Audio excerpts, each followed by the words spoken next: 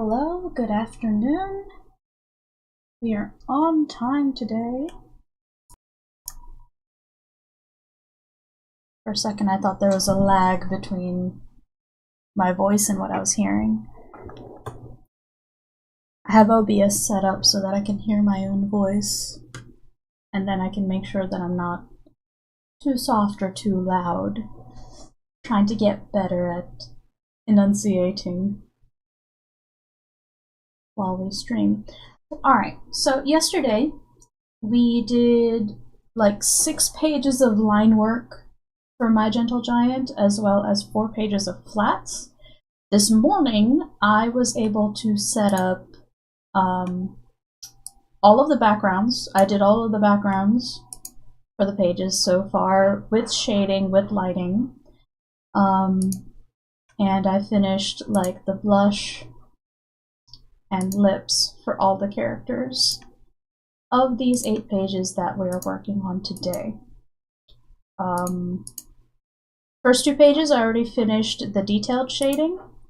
Base shading has gone down, like the gradient for each character. If it looks too dark, don't worry, we haven't done the lighting yet.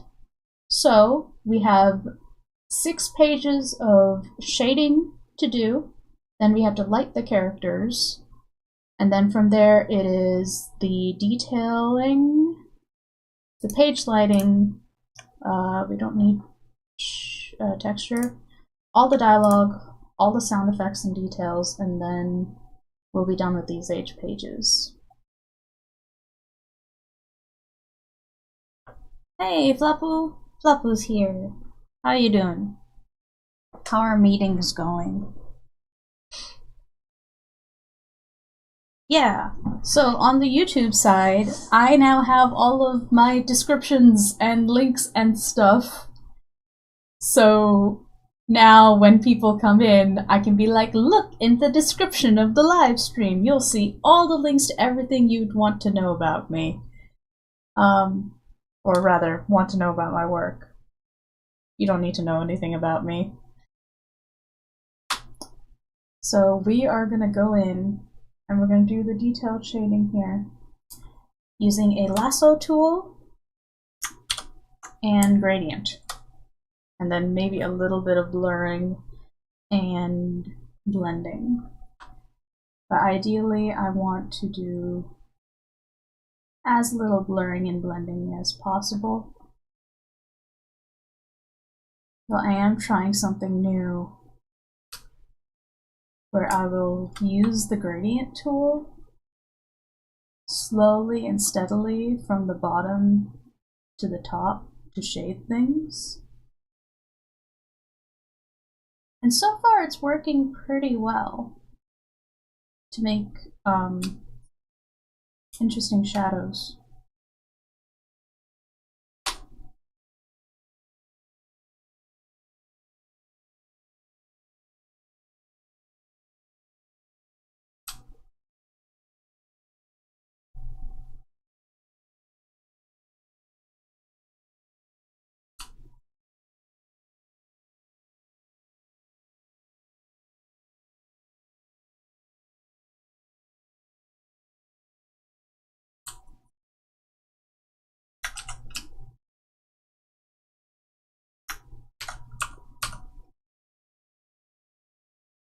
Blur a bit.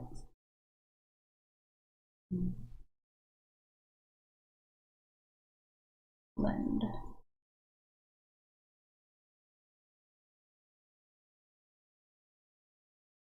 This way we can have interesting shadows while also not spending forever shading. Gradient tools are great. The lasso and gradient is great.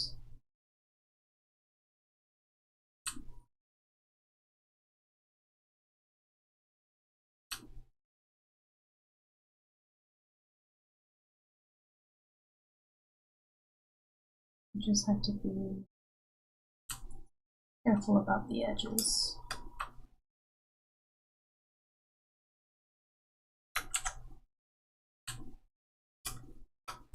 I'm also figuring out exactly how I want to do my shortcuts on the tools. So like keeping the marquee tool as the main tool and then holding down G for gradient.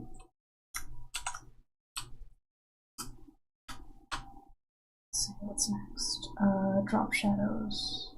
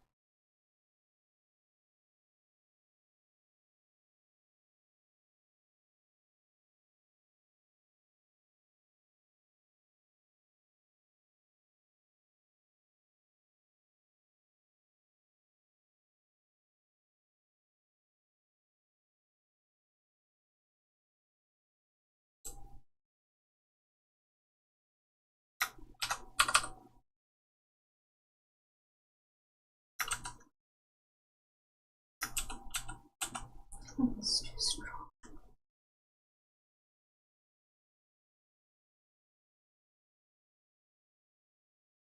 Thank you.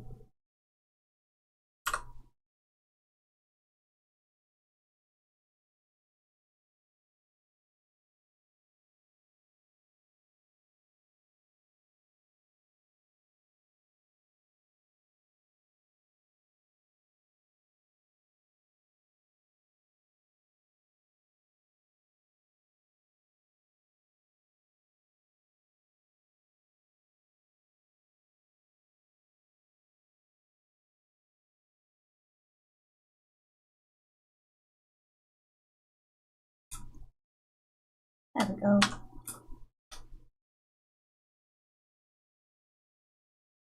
Plus shadows don't show up as much on the darker areas, so they don't need as much detailing.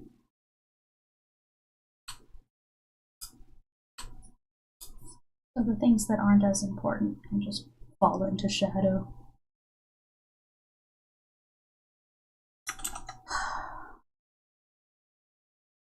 Now we're gonna leave that alone. I want to try to create shadows in the most discrete places. That way it minimizes the amount of blending that we need to do later.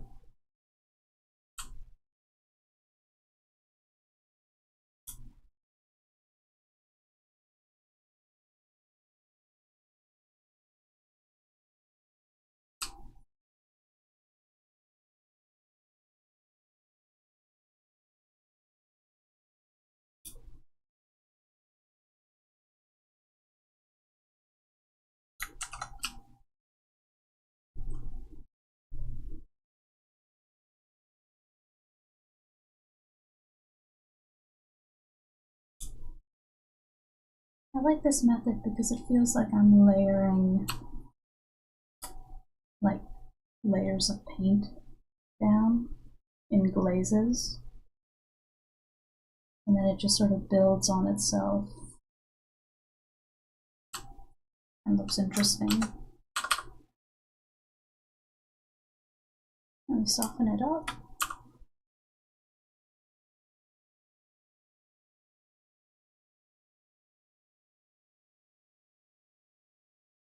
There we go.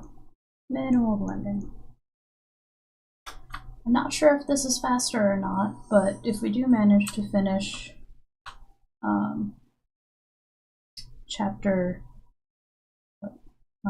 but these 8 pages today, I'm gonna say it had some sort of effect.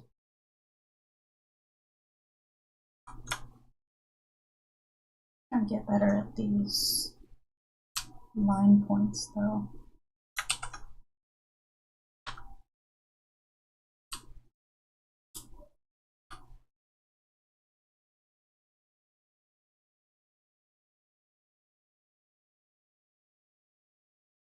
Or like staying inside the lines. Because if I manage to stay inside the lines, I have to do less blending to correct it.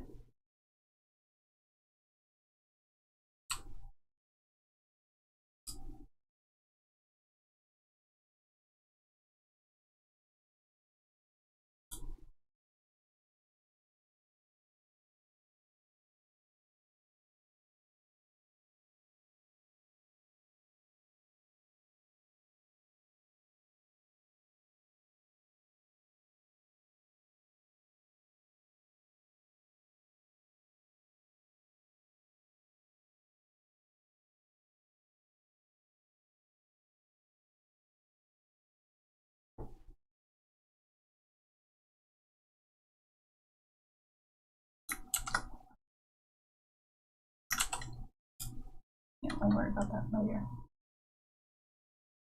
Get all of the biggest drop shadows down. Now, yeah. Now,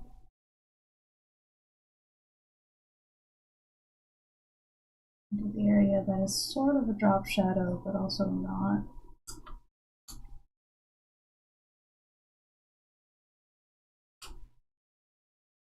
Smaller gradient.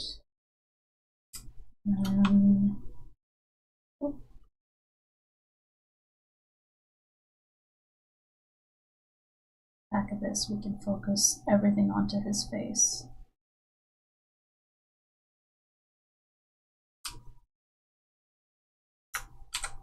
Cool.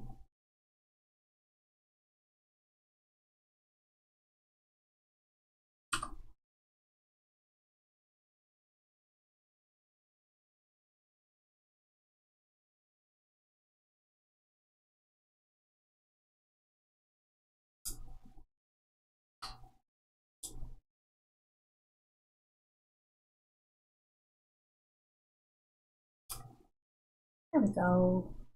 That looks nice. Looks nice, and we didn't use too much effort, which is great. Let's see. Yeah. Let's focus on the shirt first. Then we can worry about the hair.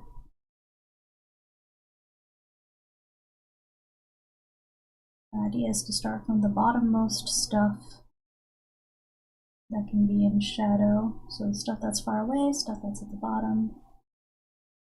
You can reasonably just gradient and shade.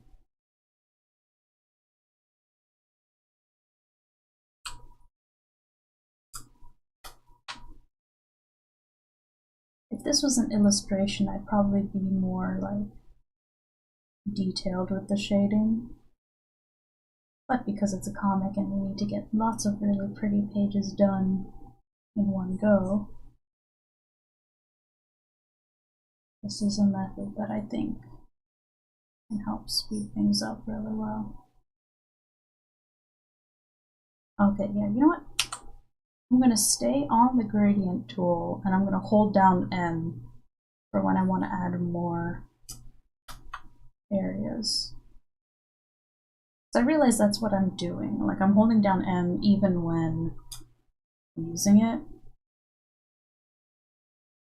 So this is also me trying to figure out what the best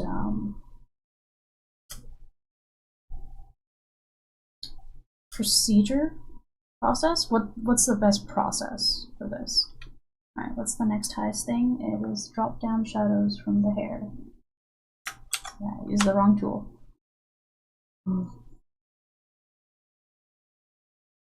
M and G aren't too far from each other. Maybe I can just switch the tools back and forth. Let's try that for a bit.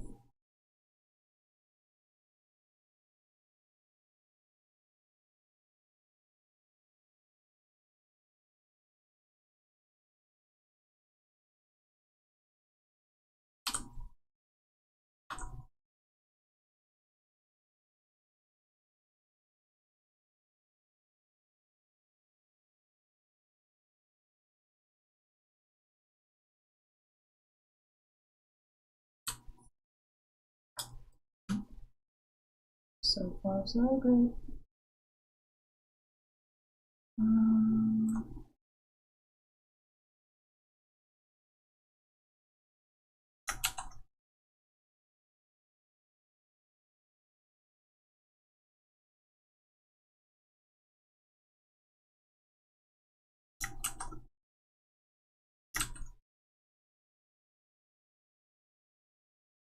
Drew these lines once, why can't I draw over them again?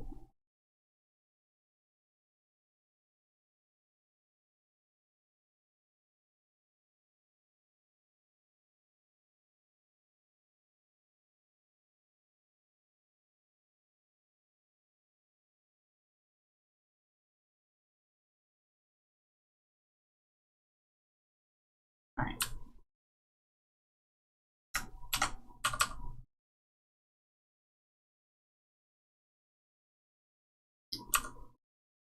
Fix some of the areas that have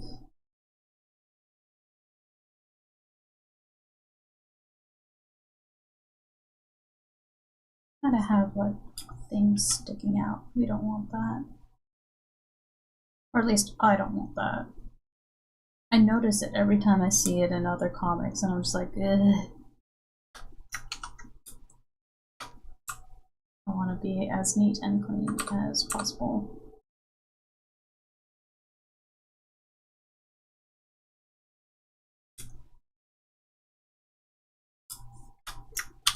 Cool. One page shading done. Ooh.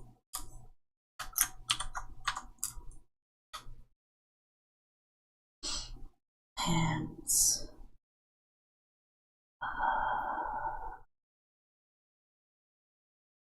There's no way to get out of blending on these guys. That's okay.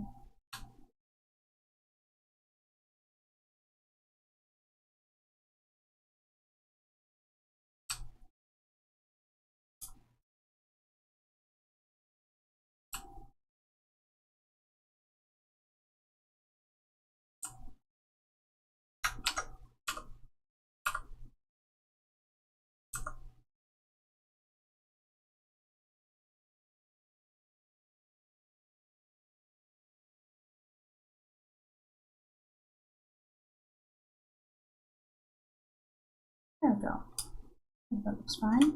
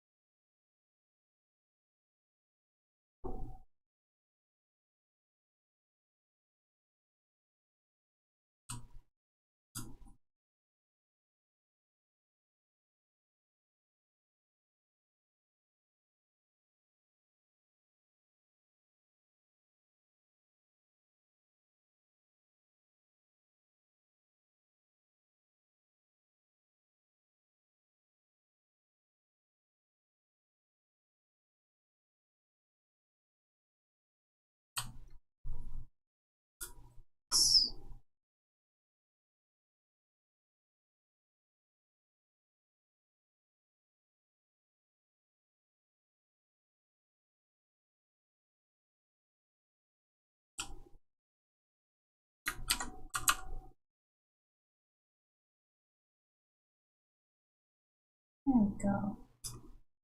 Neat and clean.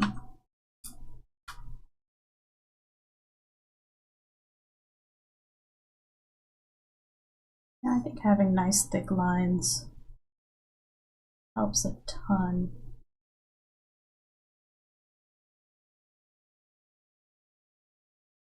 With this sort of shading.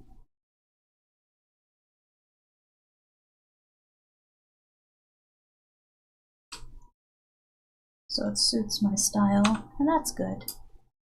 Floppa's gotta go, alright. You'll be back near the end of the stream? That's fine.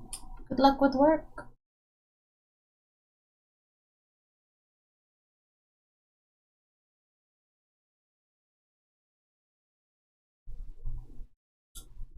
Oof. Long meeting. Hang in there, Floppa.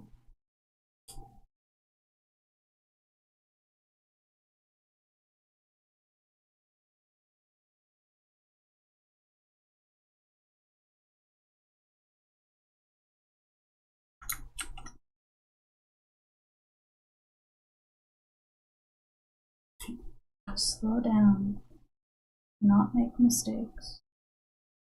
These mistakes take time to correct.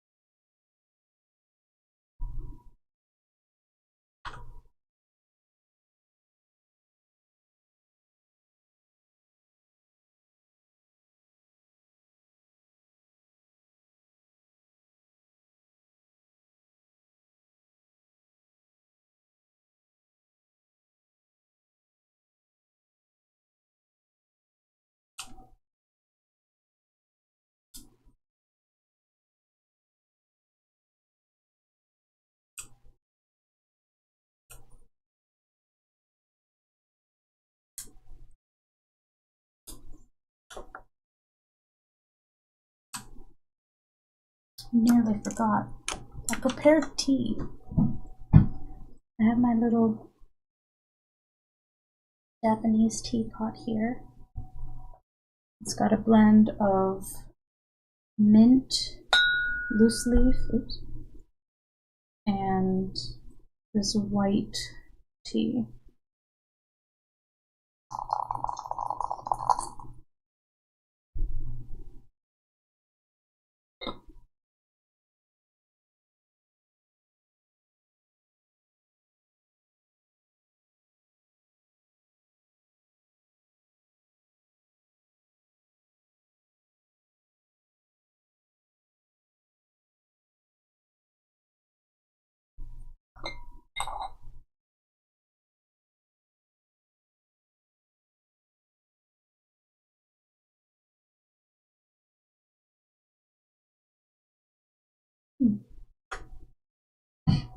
So I'm using a method of tea pouring where on the loose leaf tea you keep the same tea but you only steep it for like 5 seconds. And as you drink the tea, you get like a rainbow of flavors as you slowly steep it more and more.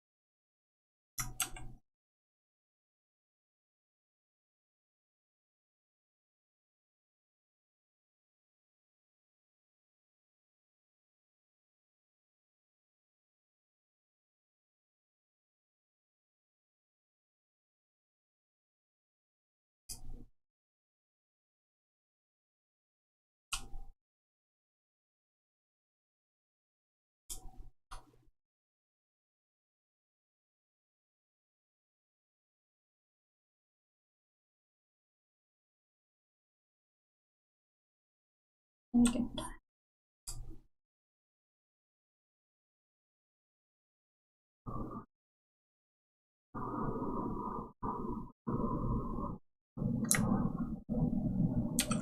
something.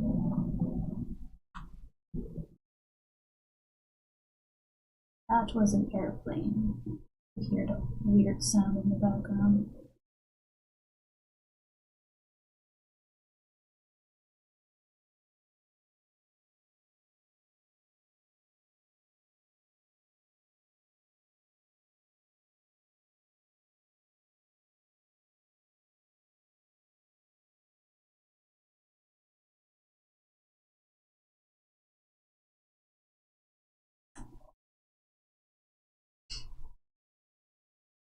This might be easier if I zoom in a little, but eh.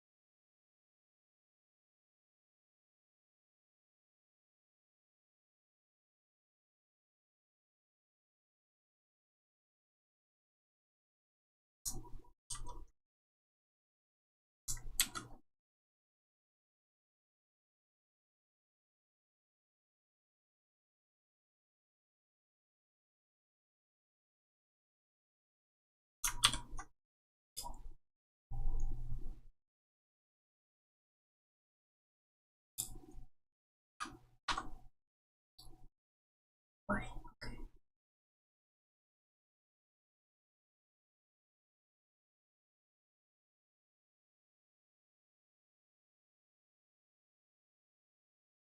We go.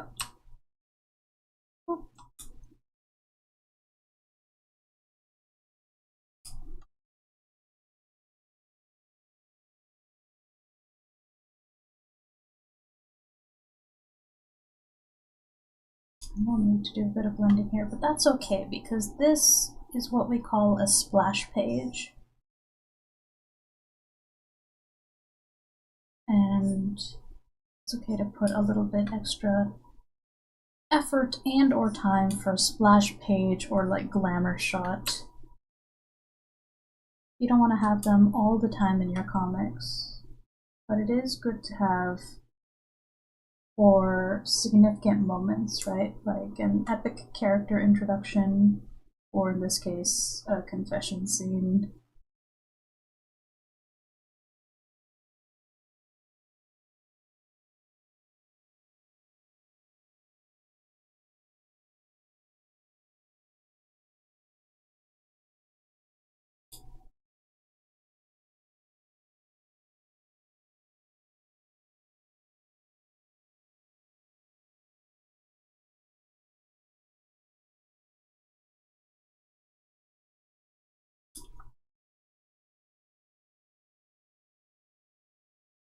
This will have a little bit more detailed shading than other panels. Sort of. Maybe if I pull it off.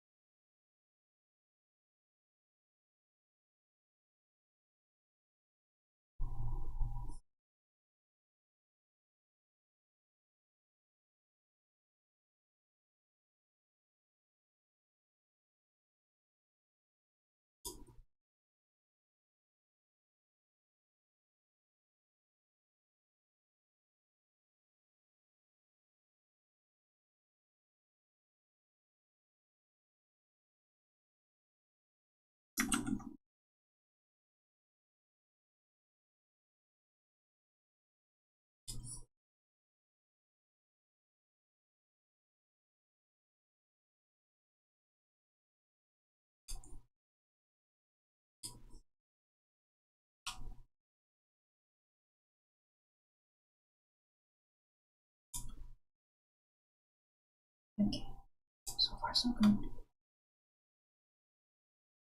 We're getting to higher points. Focus the faces. Things that people look at the most.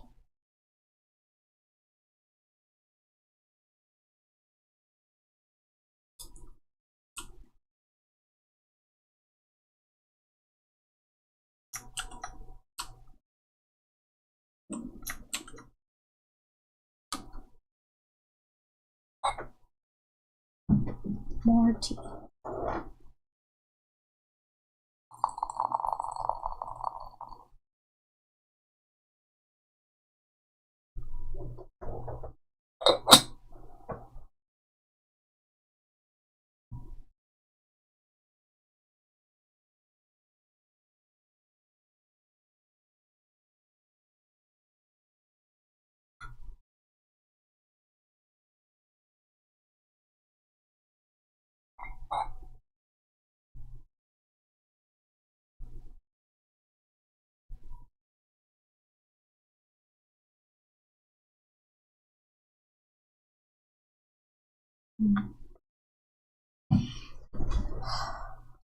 Today called for a nice light tea. Oh no, did I deselect? Don't do that. Alright, next.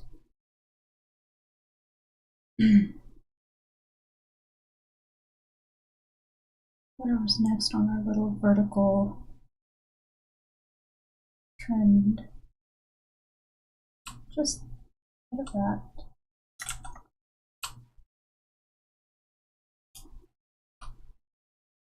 Alright. I think this next bit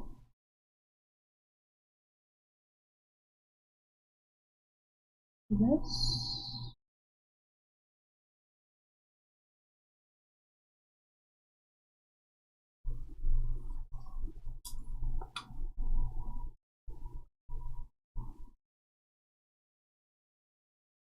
Wherever shading skin.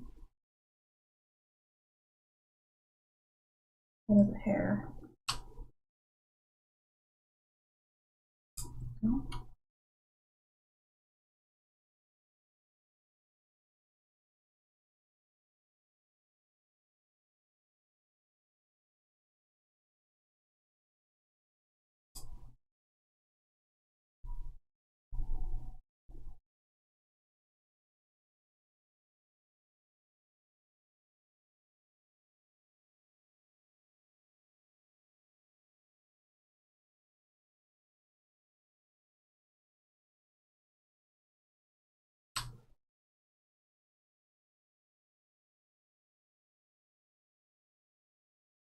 Cool.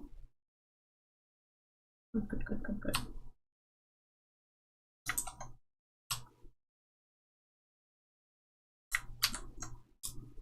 Yes.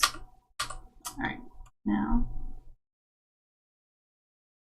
soften some stuff up. One our way down.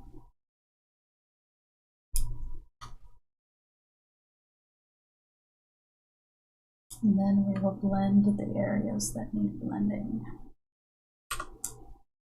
So, that there.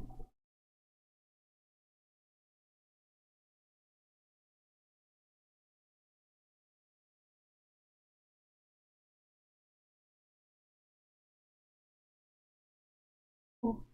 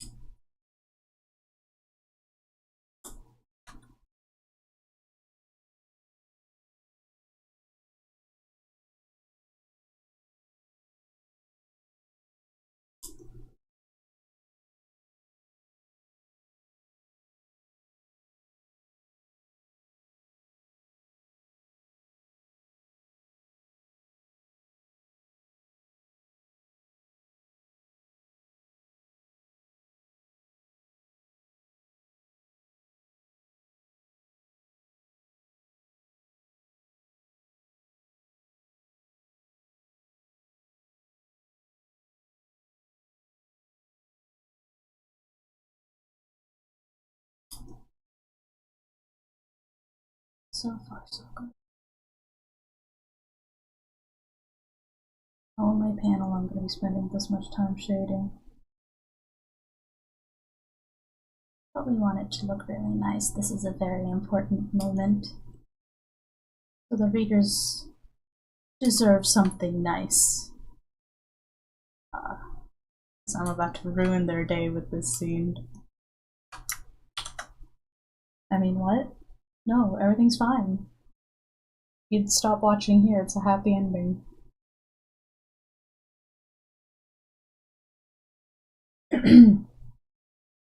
Next page. Real quick, let's save everything. And then we can work on this page once it's done. Gives me a chance to enjoy my tea while I wait.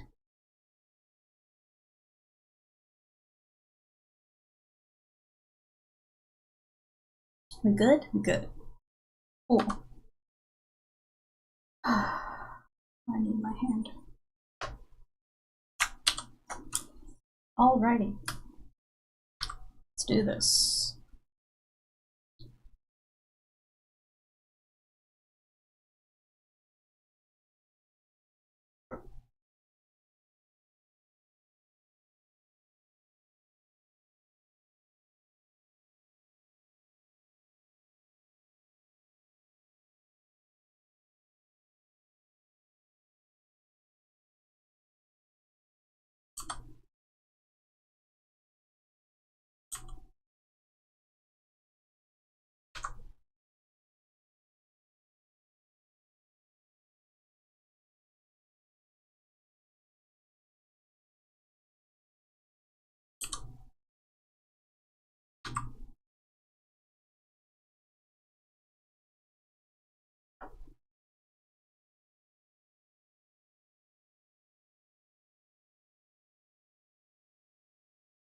Slowing down. Line the deliberate. That's my heater fan turning on.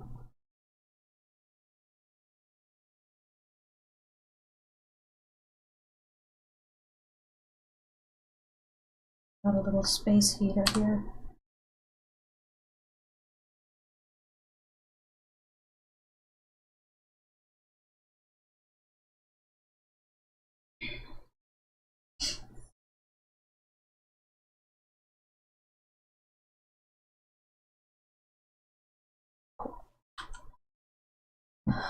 And finally,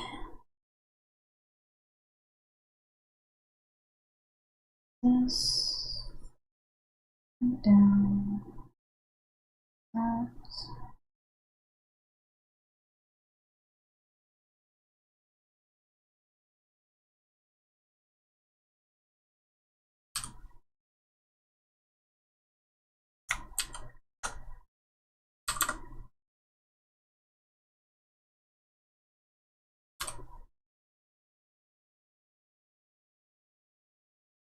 Nice. Right, that looks nice. No shading. Shading. More tea.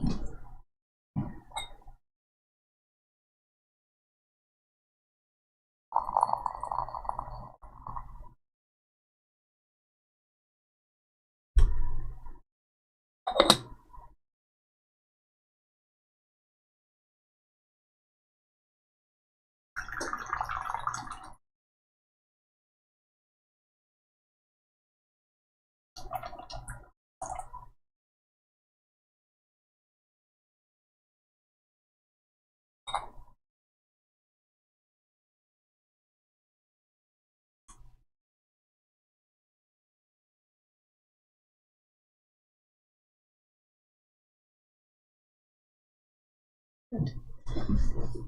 I should have tea more often when I stream. It's a great way to keep me hydrated. Also, having something warm is nice. Alrighty. How do I want to do this? Let's start down here. So that's one.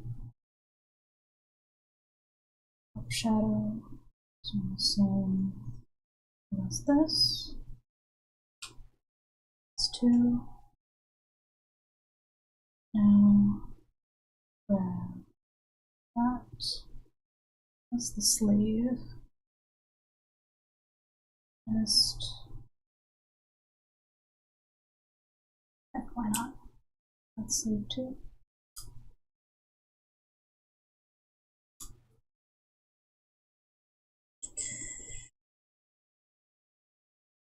Yeah. An easy panel to shade.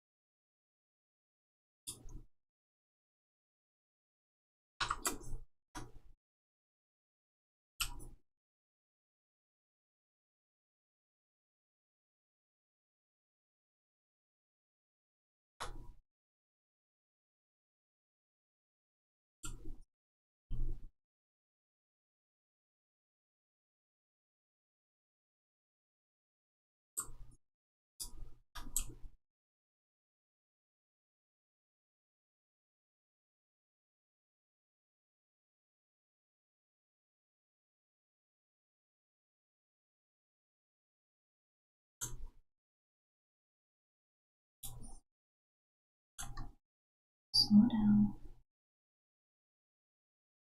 The more neat and clean that it is from the start, the less we have to fix later.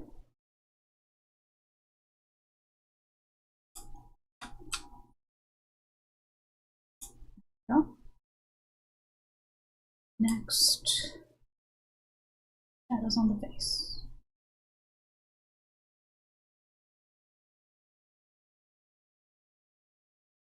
As well as grab this section of the hair back here.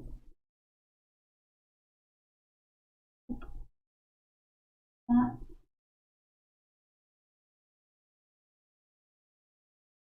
Nice and easy.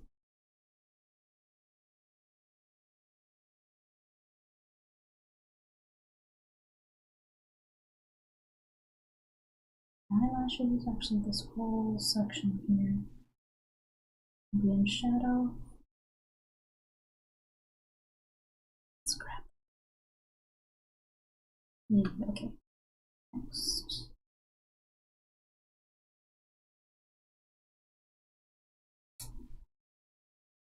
There we go.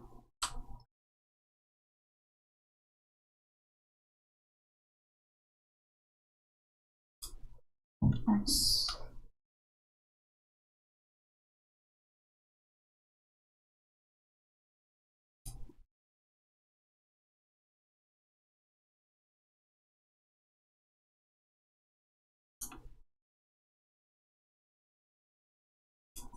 Out.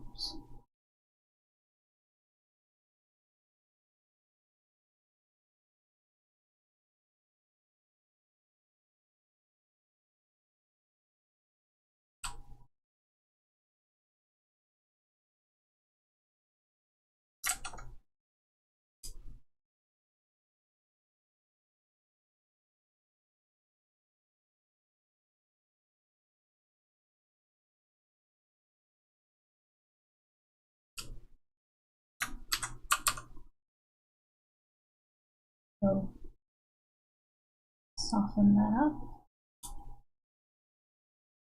and blend this part here.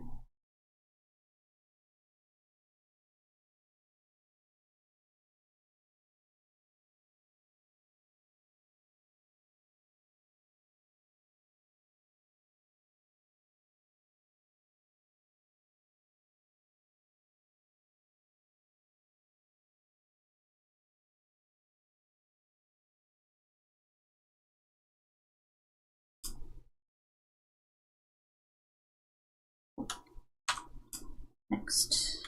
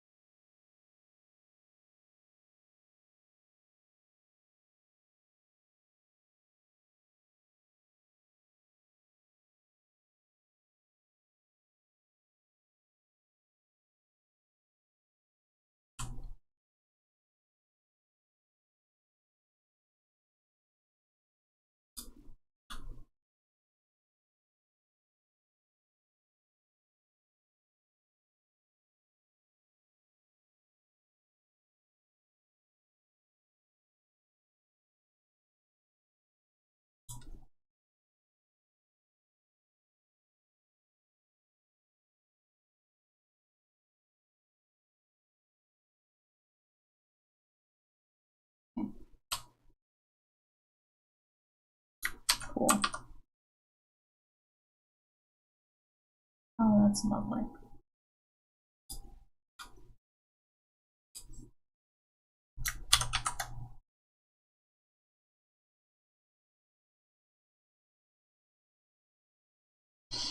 Okay, 2 more pages to shade. What time is it?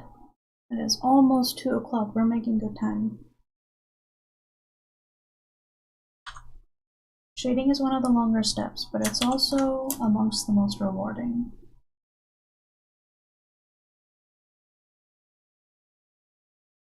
Let's see. This is our center point, so this will get detail shading. Everything else, not so much. So, let's see.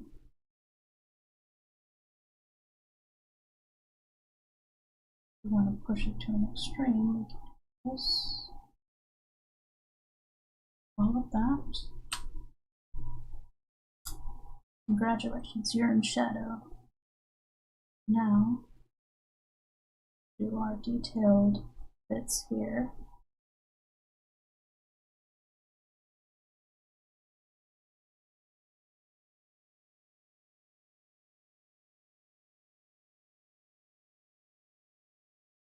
Knuckles, fingers, pinky, shadow of the watch, area here, back,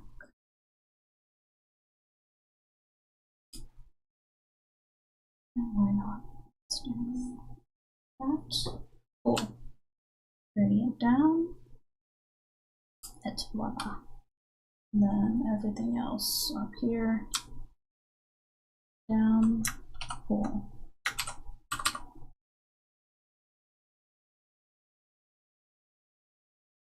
Oops. Blurt those. Let's blend the areas of the hand so that we have something nice and smooth in those drop shadows.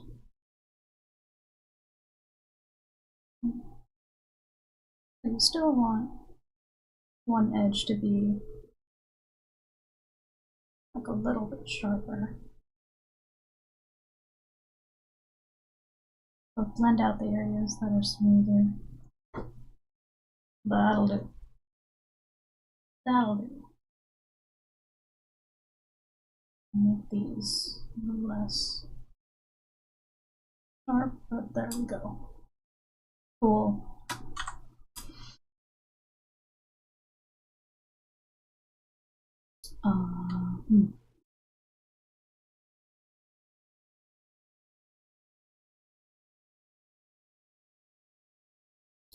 Let's start there.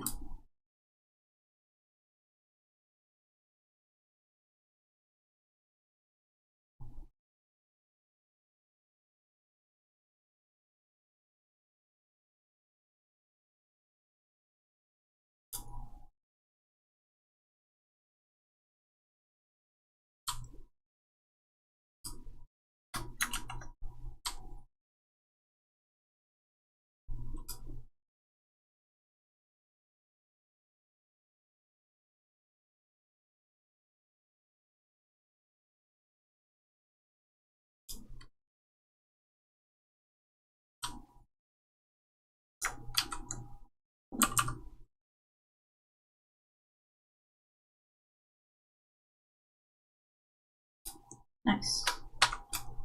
Easy peasy.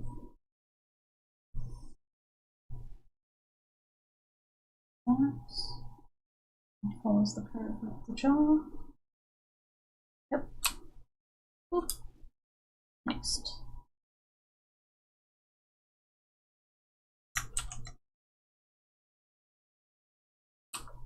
For detailing.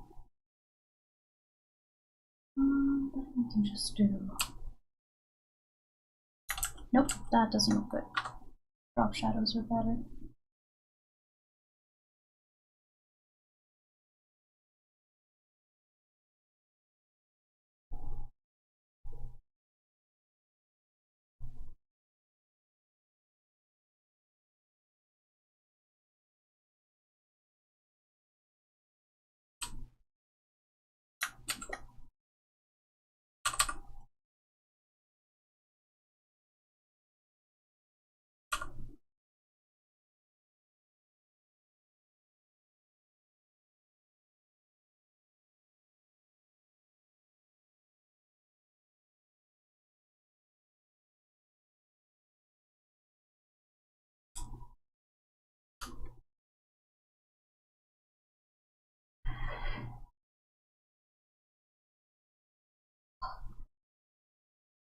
My shoulder and my shoulder blade are not happy with me, but this work needs to get done.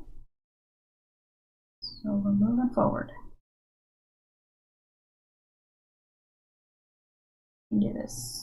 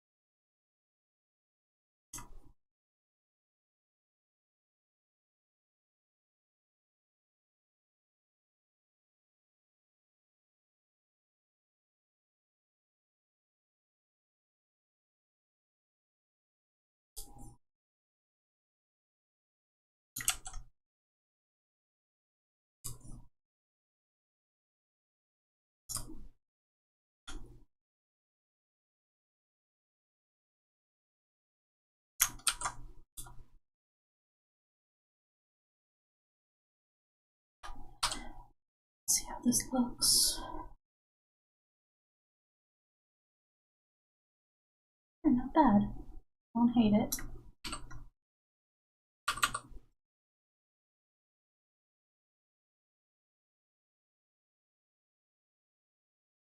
It does its job.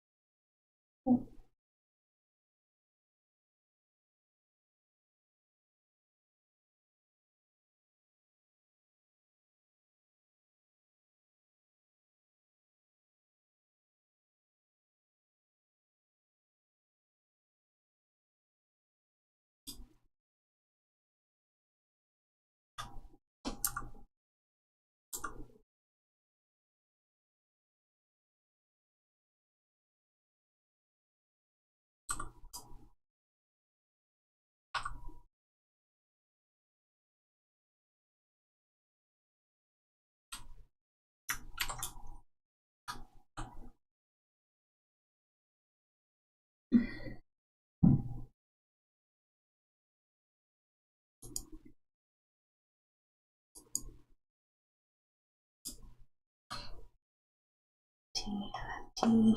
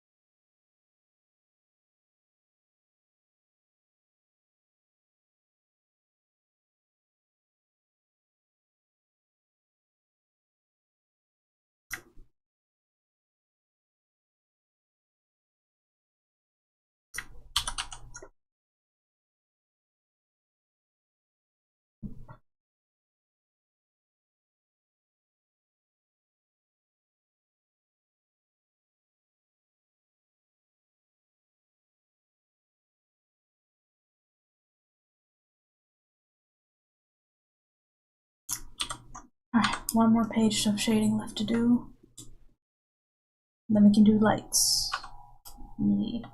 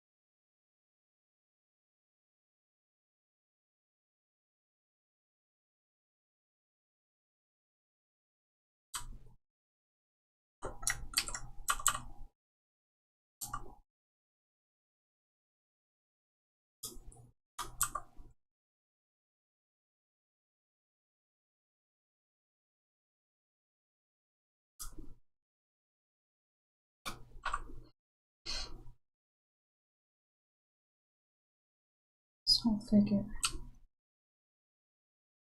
be in shadow so we can focus on our boy here.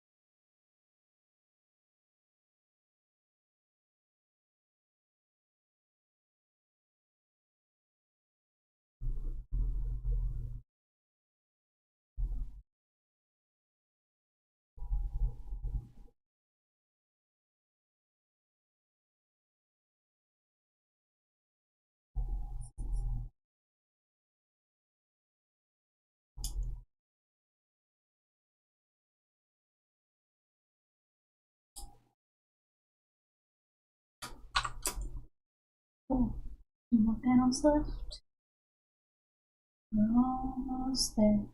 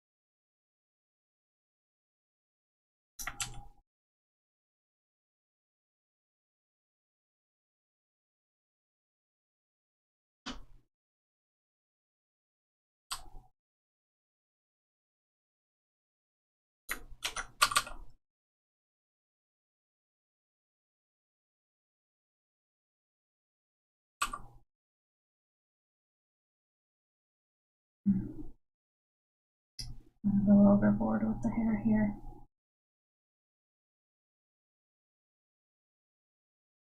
I did not keep it simple.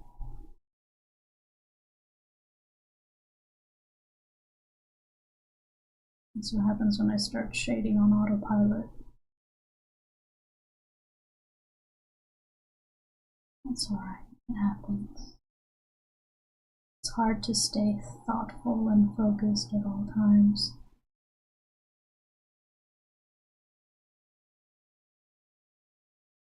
So, because I'm losing a little bit of focus, I'm going to take a small break. I'll be right back.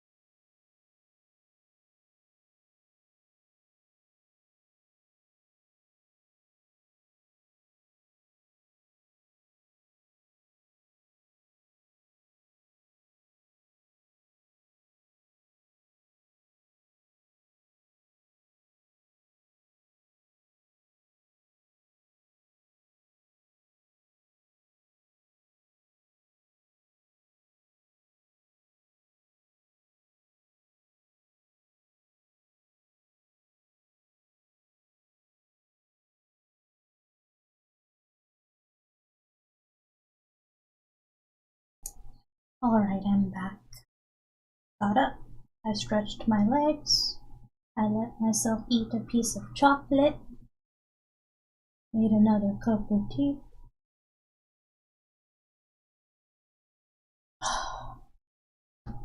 That feels good. Taking a 5-minute break is useful. Refreshes the mind, gets you away from your screen for a bit, and then you come back. Alright. Let's shade this last panel, and then we can get to highlighting everything.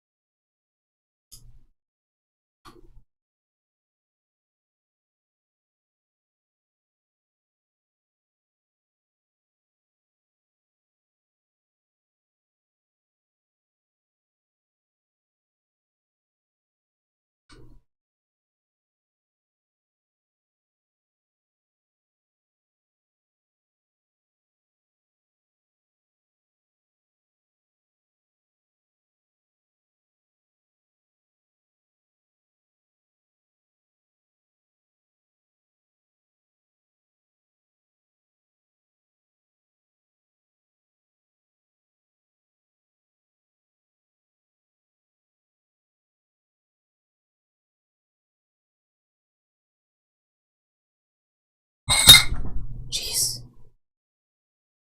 I jump scared by my own teapot. Calm down. Hi. I'm okay.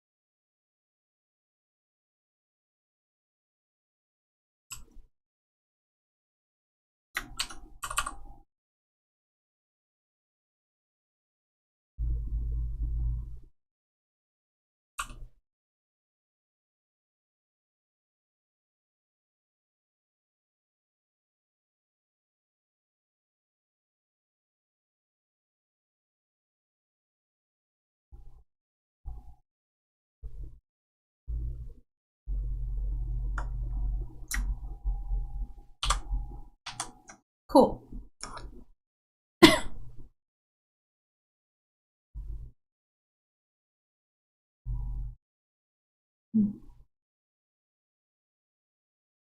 Alright.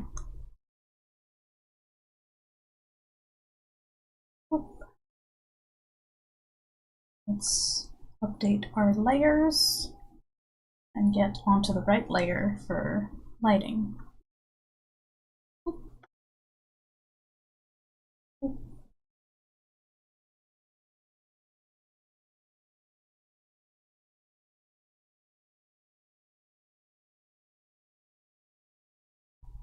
Alright, let's get back to our rectangular marquee.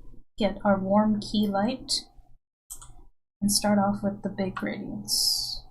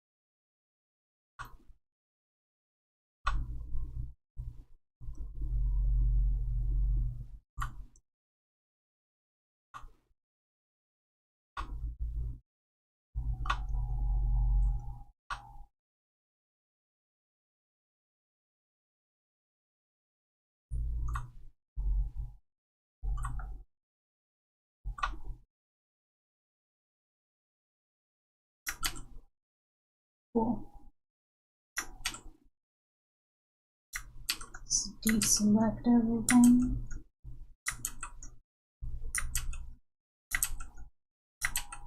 Okay. How do I want to do the hair highlights?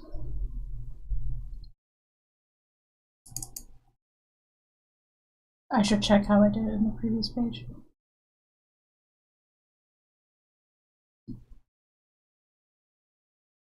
Okay.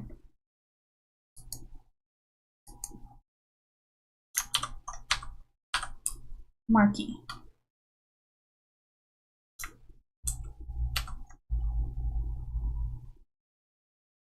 Oh. Lasso.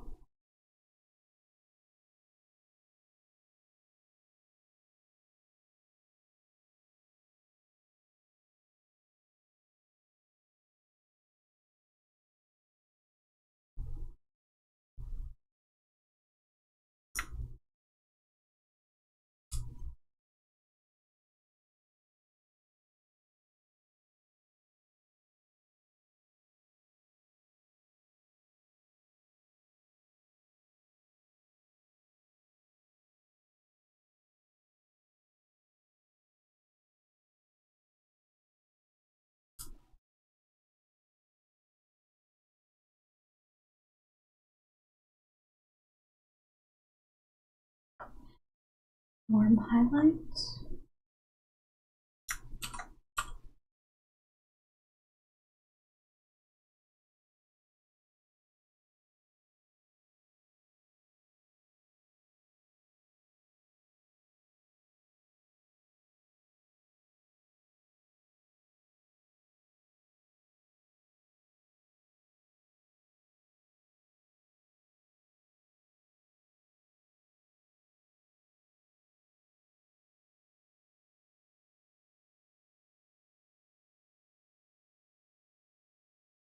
Alright, I think that looks fine.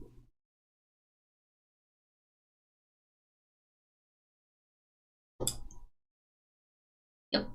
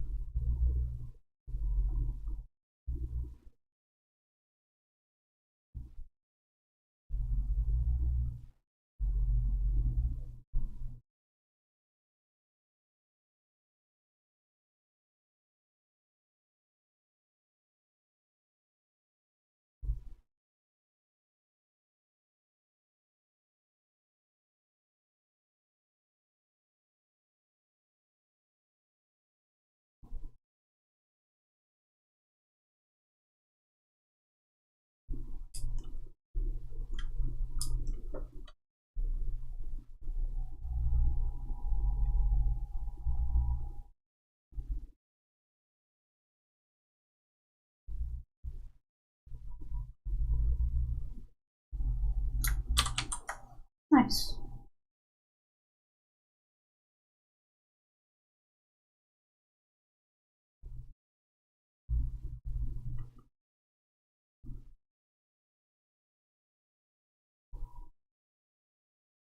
Cool.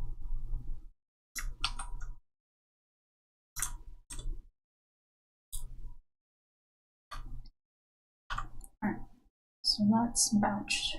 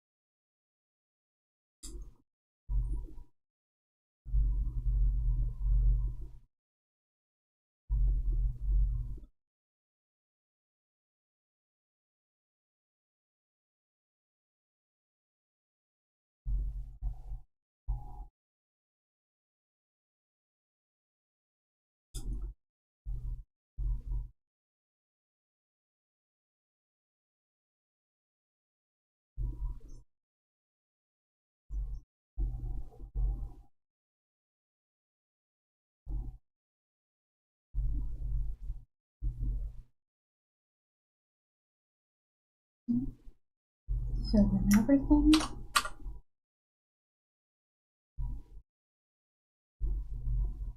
And then we'll blend our way to success.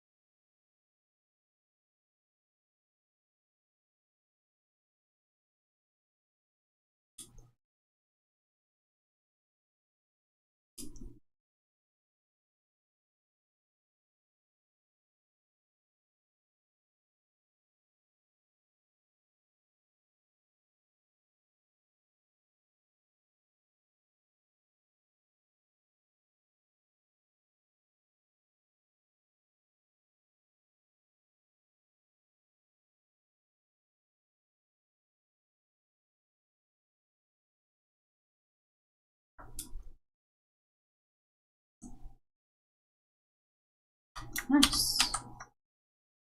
Cool. Those layers are done. Close up the folders. Come on. Remove that. Right.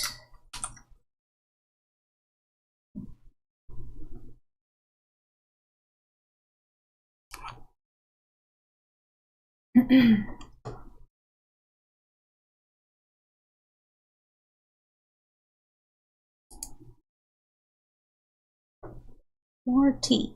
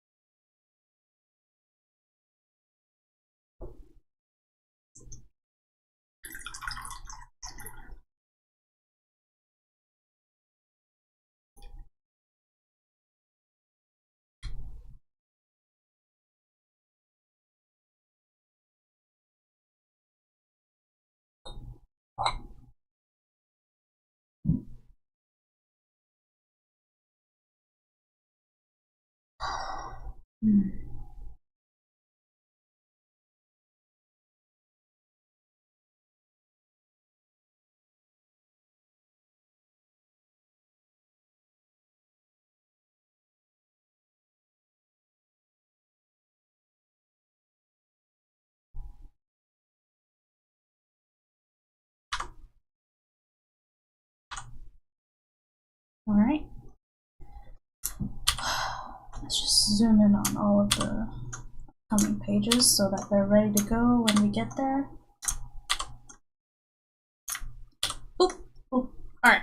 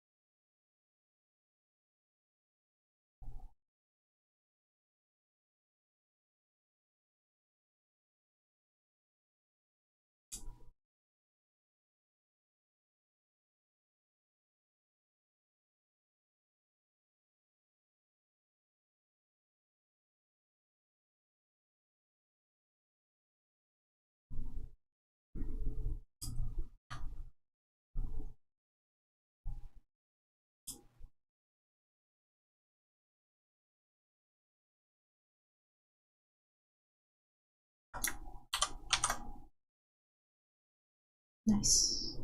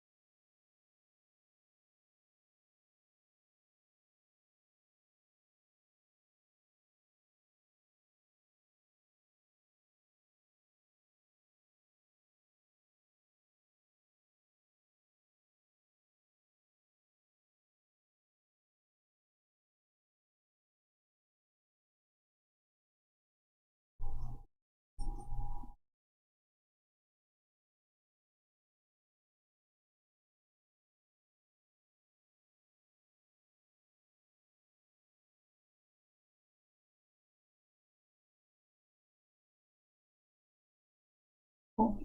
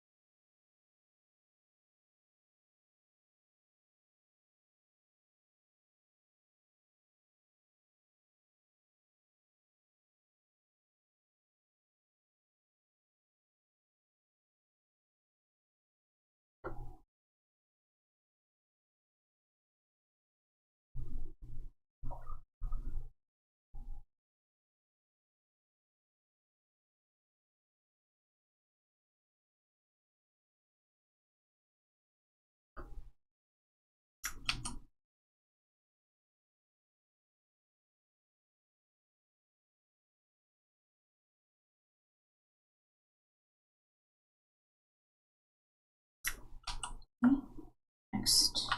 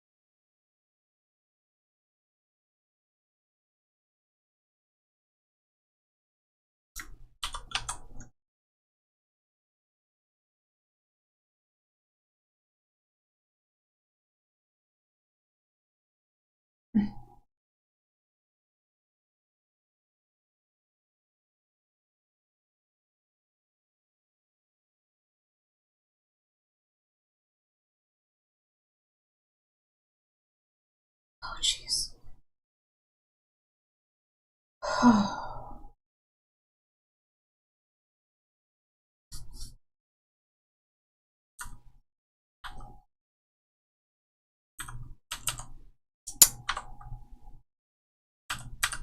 There we go.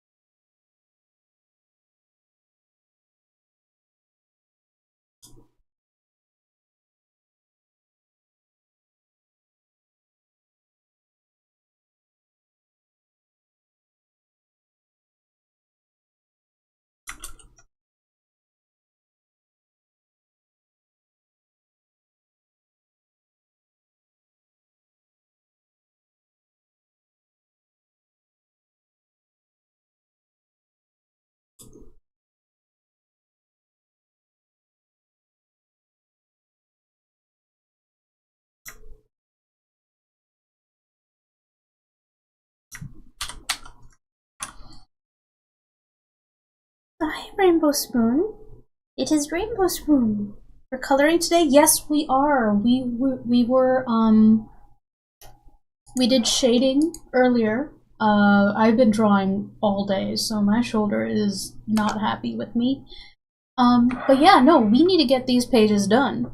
And what time is it? I've got about an hour and 12 minutes left. I've been drinking tea non-stop to keep me awake, focused.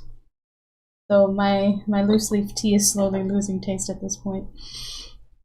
But yeah, we're doing hair highlights and eye highlights, and just basically the highlights for one more page. Then we can do our details, page lighting, get the dialogue, sound effects, and all of that. Yeah, let's go. How you doing, Rainbow Spoon? Been a while. You doing okay? Oh, that's too much.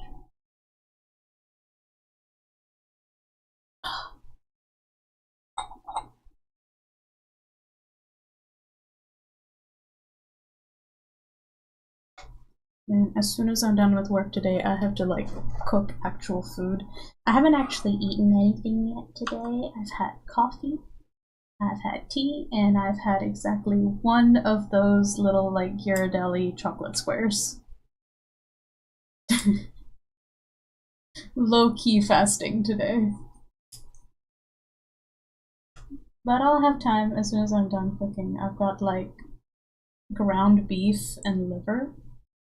So I'm gonna saute some onions. I'm gonna mix that in and I'm gonna season it really well, and then I'm gonna make fries. And that's what I'm gonna have. I'm just gonna make a whole bunch so I can eat that for like 2 days or 3.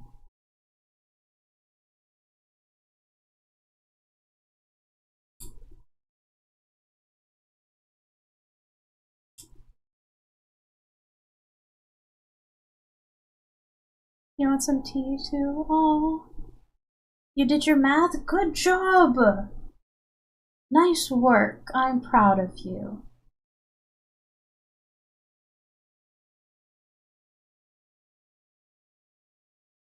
I have so much tea. Like, I have all of my loose leaf teas, and I've got like little tea bags. And honestly, I think what I should do on streaming days is have my like giant thermos full of hot water, and I can keep like tea bags and stuff here. I should just be like making tea and drinking it. You're hungry too? Oh, what kind of food do you have? Can you eat something now?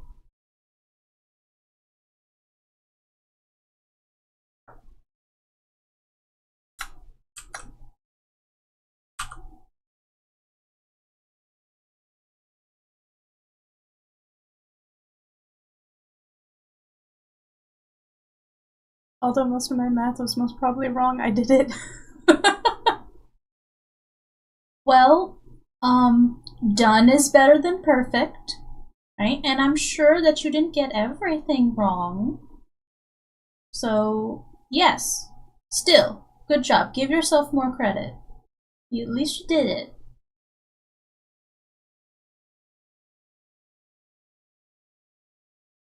I have been listening to videos and stuff on writing and storycraft and stuff because I've been trying, to get better at writing my web novel, and I haven't felt very confident about it.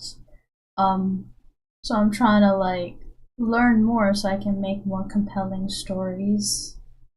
Because I really want to start self-publishing stuff this year, but you actually need to finish something to start doing that.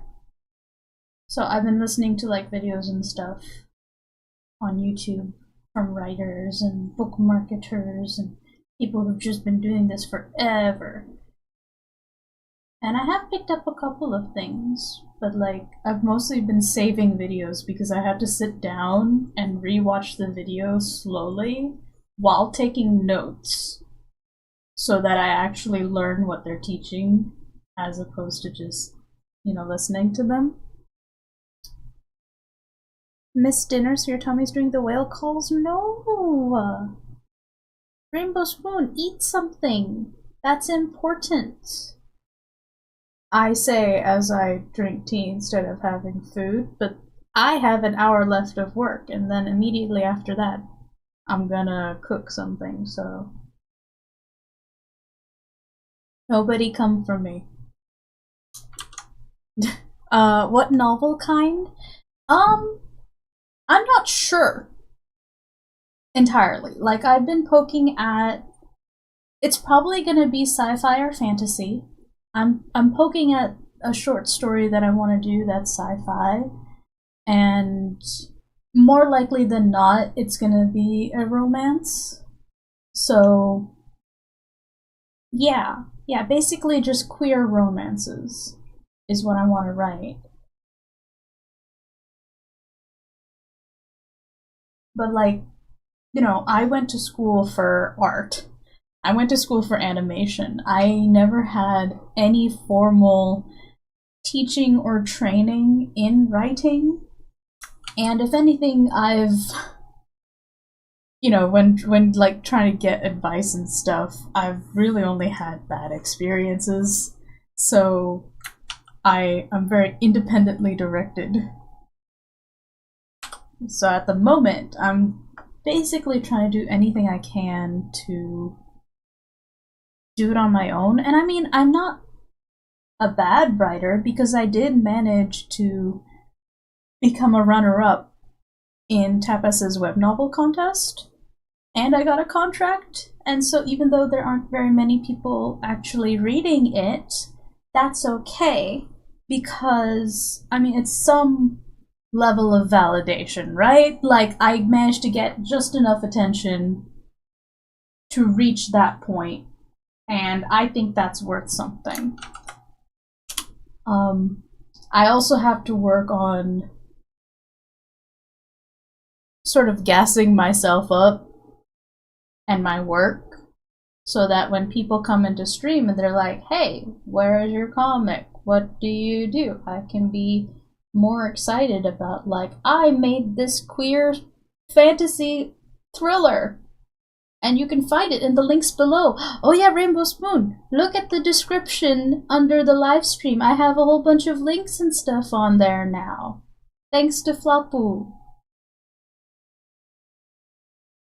So now if people come in and they're like, hey, what do you do and what do you do? And I'd be like, look in the description, you've got all the links to all of my stuff.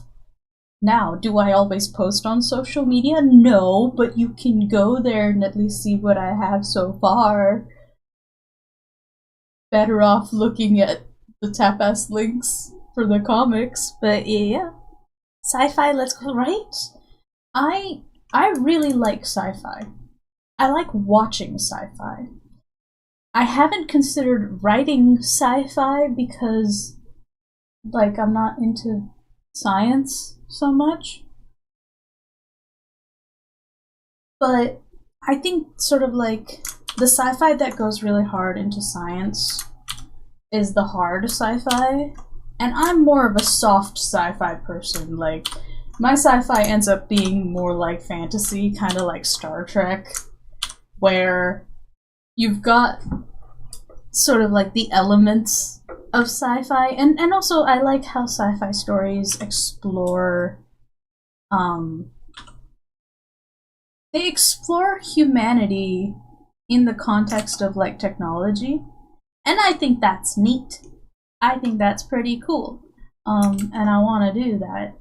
So like, as I'm listening to these videos, I have like a story idea where I know I want to have like a romance between like a main character and an android, right? And I've been having trouble kind of like making something super compelling in terms of conflict and stuff. So what I've come up with so far in the idea to like add like pressure and stuff is the main character creates this android that has like the brain scan of somebody he loved, and he's basically trying, but like the person died before he could tell him.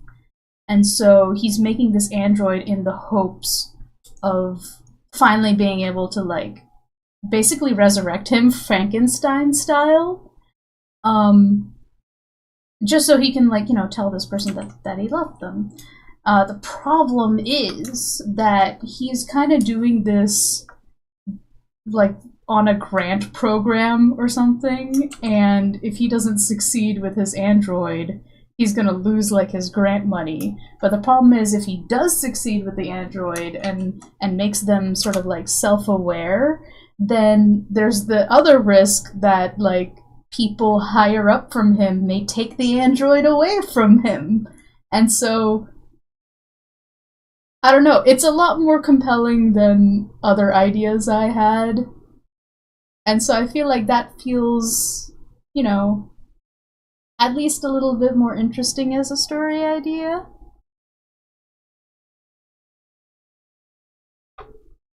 I don't know, what do you think, Rainbow Spoon? Because I want to get better at writing stakes. You know, like having high stakes in a story. So like making sure that there are consequences for a character's actions, because that's what stories are made out of. You know, you want to hear the stories of people that are most enjoyable are usually ones in which they experience the consequences of their actions. That sounds so cool. You'd love to read like something like that, definitely. Oh, thanks. Yeah, so I've just been like, you know, I've been poking at that idea. Another idea I've been poking at is this like dark. It counts as sci-fi because I'm going into like psychic powers. So this like dystopian, dark crime romance with like a mafia hero, and the main character is someone who has precognition, so they can see into like different paths of the future. And what happens is the main character's boyfriend owes a bunch of money to this like mob, and he basically reveals the main character's power to the mob so that he can use it to save his own ass. And then the main character basically gets kidnapped by them, so, because, you know, that's a very useful power to have if you're in a life of crime. You could see the cops coming. And so basically, yeah, he gets stolen by these guys. And, you know, the secret that he's been trying to keep secret for so long, and, like, finally thought he could trust his boyfriend with this. Turns out he can't, because he's a piece of shit. And now the main character basically has to survive this life in which they end up discovering stuff about his past, because it turns out, like, he shouldn't have this ability. Because in this world, in the dystopia, scientists have created a way to unlock the brain's potential, and thus unlocking like psychic potential in the human race. But the problem is the procedure's like super uber expensive, so only the uber rich can unlock their psychic potential, leaving the poor to basically just, I don't know, die or like not get ahead, right? I wonder where that inspiration came from, but yeah, and so basically it's like like figuring out the secrets of like how did this guy who's never had this procedure end up with this ability,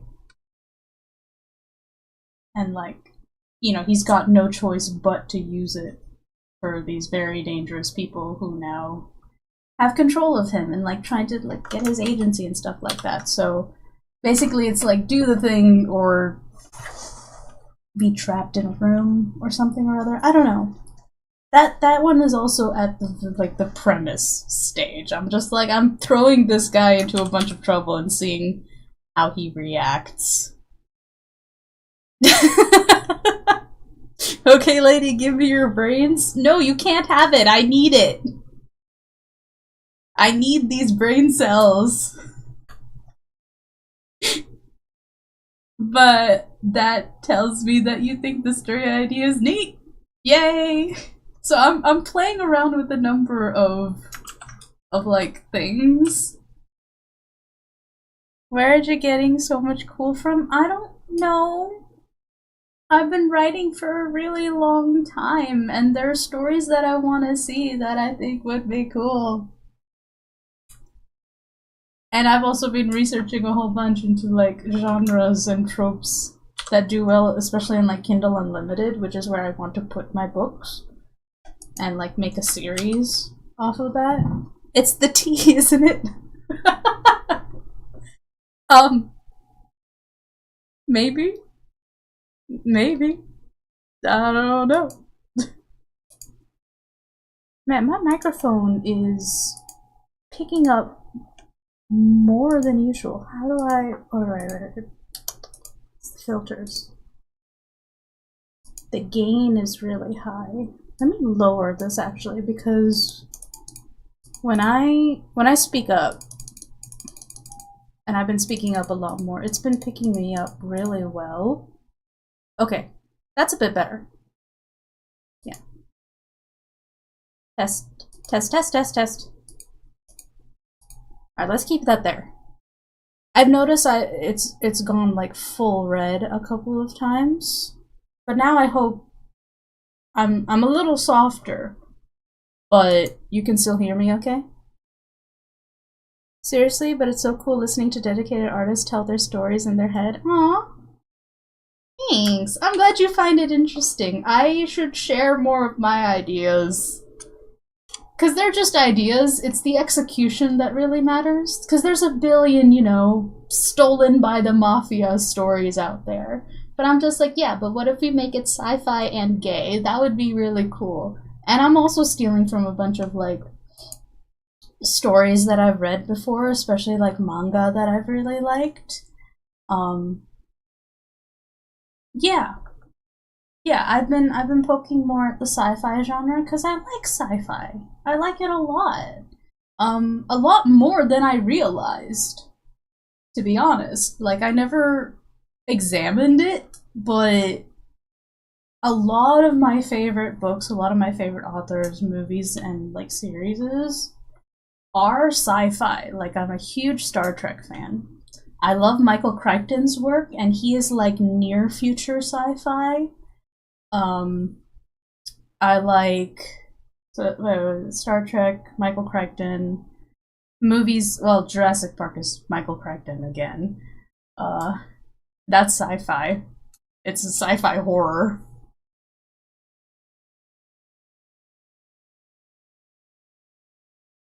And then I've read, like, you know, old Isaac Asimov stories, and I've really enjoyed those.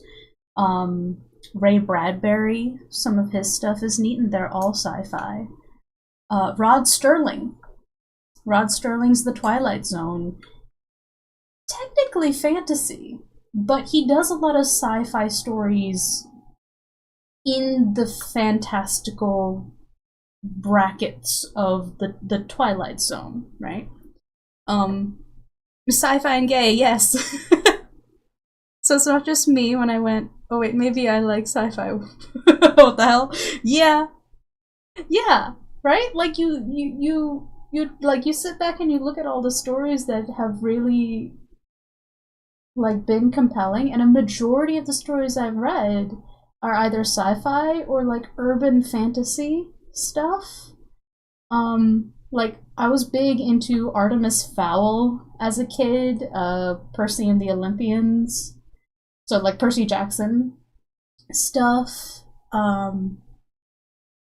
Other like, you know, fantasy romance stories. When Aragon came out, I have all those books on like there's this series of books about little clay dragons that came to life, and I loved it. It was so good. Not to mention like the tons of just urban fantasy, high fantasy manga that I've read, right? Like friggin' Naruto is fantasy, right? They're magic ninjas. It's a high fantasy adventure story. So, like, yeah, these stories that shape us. The other day, I had my friend watch one of my favorite Bollywood movies from when I was a kid. It's called Mehuna. And in it, the main character is this sort of super straight laced soldier guy, and he is such a good boy. He is such a puppy. I love him so much. And in rewatching this film with her, we watched all 3 hours because we couldn't stop. We were only supposed to watch the first half. Um, I was watching this character on screen being played by one of my favorite actors, and I was just like, oh no. Because I had taken that character, that main character from that film, and I had transplanted his DNA into a number of other characters I've written. They're like my favorite kind of main character to write. It's just like this very straight-laced good boy who was put into trouble. And I love character like in Swaha. Swaha's husband, Agni, is that character of this just sort of like very capable, competent man who is also got like, you know, a soft side. He's just a good boy. And yeah. So, you know, going back to stories that like you loved as a kid, you realize how much that influences the works that you enjoy now. Like, oh, that movie, yes, yeah. So like things like Mehuna. When I was a kid, Mulan was a huge focus for me. I memorized every single line in Mulan, and I could recite the movie, and I did on at least 3 separate occasions. I realized as an adult that maybe that's not a normal thing for a kid to do, but I did do that. And then in middle school, Pirates of the Caribbean became a hyperfixation. I memorized that movie as well. My favorite character was the main character. It was Will. Um, I bet if I went back and rewatched the first Pirates of the Caribbean movie, I can understand where a number of my other main characters are like Will. So like I feel like writing and learning to write and make stories is also about kind of like diving deep and realizing these inspirations, because sometimes when you go back to that, it gives you ideas, you know? You'd be like, "Oh man, I want to make something like Pirates of the Caribbean, but let's set it in space, just like that Treasure Planet movie was based off of Treasure Island."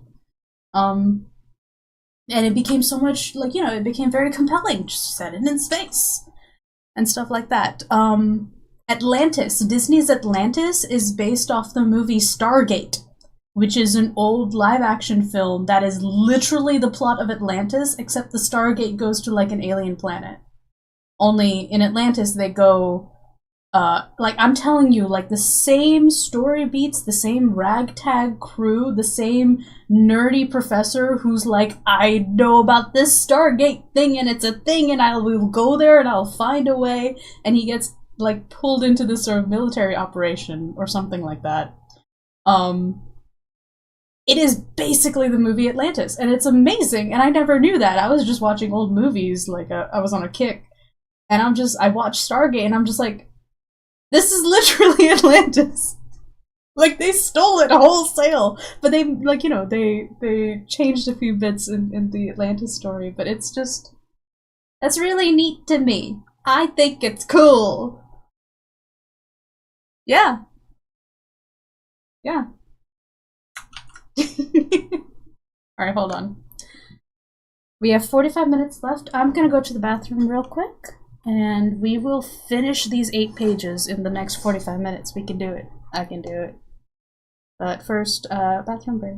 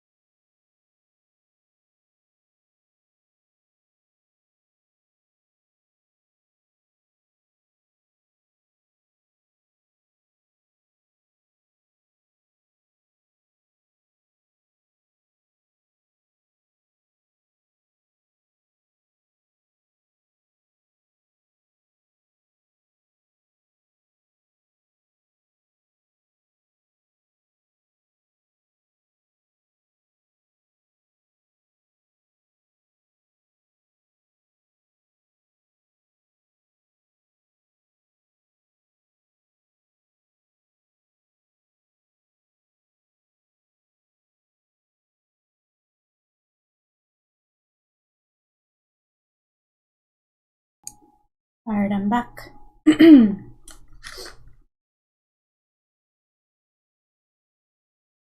Righto. What is next to do? Fill light. So this is the overall lighting that I like to add to my panels. It's the lighting that goes above the line work, so even the line work gets a bit of color and it looks more interesting that way.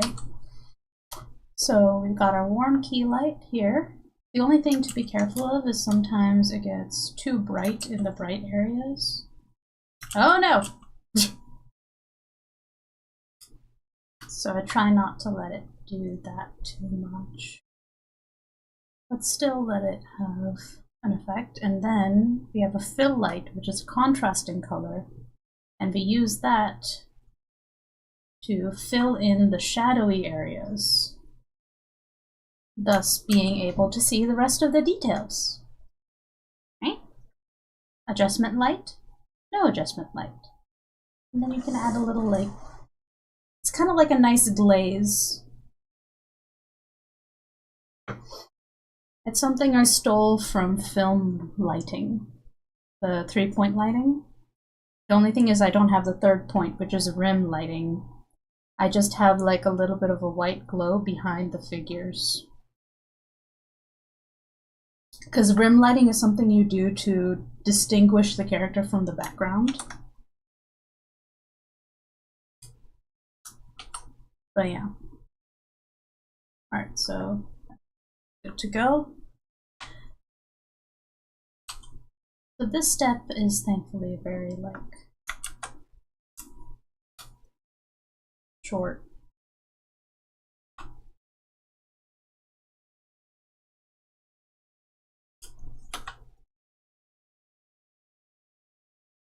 So the place from where the most shadows are is where we'll put in the fill light. So it kind of balances itself out, makes it easier to see.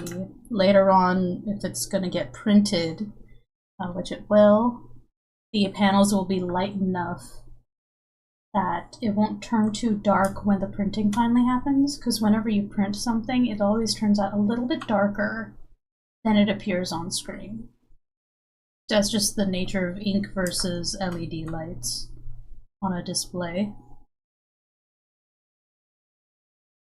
I remember I had to make edits to Bones Tarot to make the panels lighter, so that when it was finally printed, all the details wouldn't disappear into the darkness.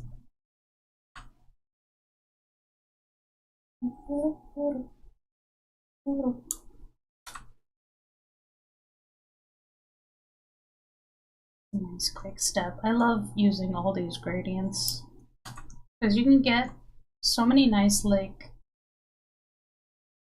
effects off of, oops, yeah, that's the wrong tool. Using really simple tools. And it's super useful when making comics. There we go. I really love this step, because this is, at this point, the art has completely come together.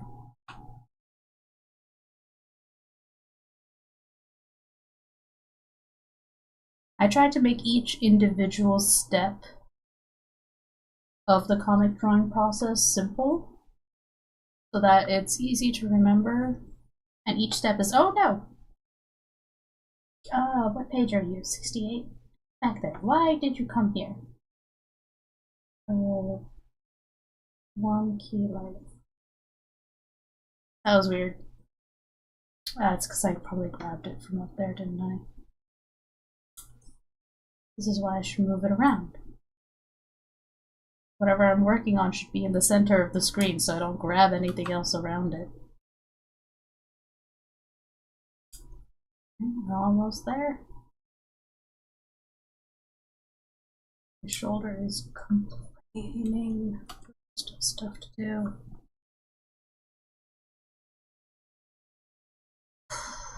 This is like day 2 of drawing for about 7 hours. Low key in a row. 6, 7 hours. I do not have the stamina I once did. It's a shame. Even when I'm being at my most efficient. Alright, let's deselect stuff. Control D to deselect my key. Click over here on the project so you can save all the pages at once. I keep forgetting you pinned up that tea towel. Oh hey Fluppu, welcome back! Yes!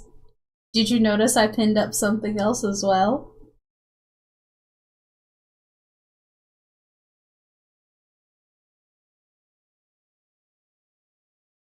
How's your meetings? Yes, Evo is up there. Verb.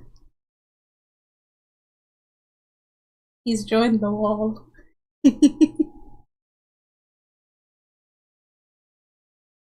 About to be sent into 2 more? Ugh. Ugh, gross. Why are there so many meetings for you today? Like, do they just schedule it all in one day, or do you prefer to just get all done in one day so that, like, tomorrow you can focus on your work?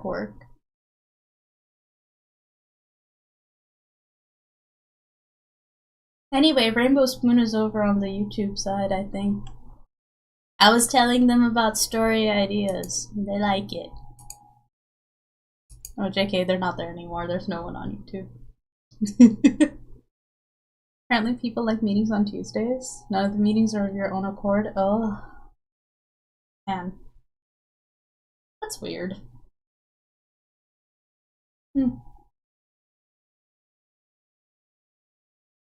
Anyway, we just finished the lighting for all these pages. Now it's just dialogue. Excuse me. Dialogue and sound effects. You had a 2-hour meeting with the government. Like the federal government? They're not in the best shape at the moment. I can only imagine what that meeting was like.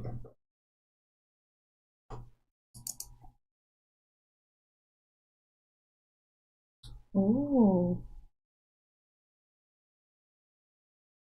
Wait, a global strike? Oh, the military is absolutely fine. That makes sense. I see. Everyone else isn't. The point. Didn't they fire a bunch of military lawyers? Like, I'm sure that's not going to affect anything immediately, but... concerning... Well, no. They fired the leaders. JAGs, right? Like, a bunch of, like, the leadership got fired. But they can't just, like, fire everybody who works underneath them.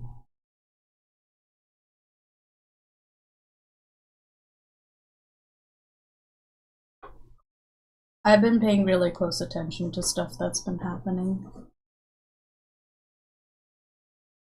So I'm like ambiently just paying attention. That's paying attention and writing my silly little gay stories in the hopes of staying sane. Because that's all I can do at the moment, is continue making good stories. They would have to replace the leadership somehow? Yeah. If those are appointed positions, then yeah, they have to, like, appoint... I don't know if they have to do, like, congressional approval for JAGs, or if they can just sort of, like... if it's, like, a presidential appointment, you know? Like, they could just put in somebody. Most likely? Okay. Yeah. So, like, I don't know how that works, but yeah, those roles definitely have to be filled, and while they're getting filled, whoever's still working there is... They probably have, like, an acting head in charge, but yep. I'm also paying attention to how members of Congress, the House, were going back to their districts, like, last week, and they're holding town halls, and everybody's just, like, angry. Like, literally everybody, and at everyone, right? Of just like, why are you letting this happen? Is the main question, and nobody is answering them properly. Yeah, so that's actually really nice to see. I think is the, yeah. Let's see. Even president requires approval from Congress. Presidential appointments, they can't do anything about it. I know that the president, like, you need congressional approval for, like, the leadership, but the president is allowed to choose his own cabinet, chief of staff. Like, there's some stuff the president can just appoint without needing approval, but, like, heads of major departments and shit need congressional approval. And by congressional, I mean Senate. They need Senate approval, right? I have a cursory understanding of the government, so I may get stuff wrong, and no one should listen to me. Yeah? Okay. Actually, instead of thought bubbles, I want narration bubbles, because this comes from the past. That way you can get a really distinct thing, because I stole this directly from an earlier chapter.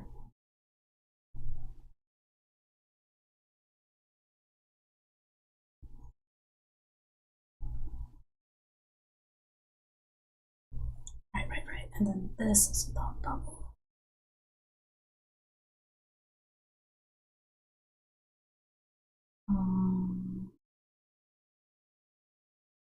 These are thought bubbles.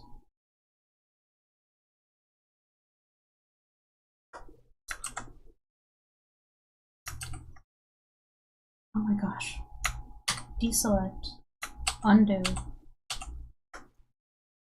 Up there.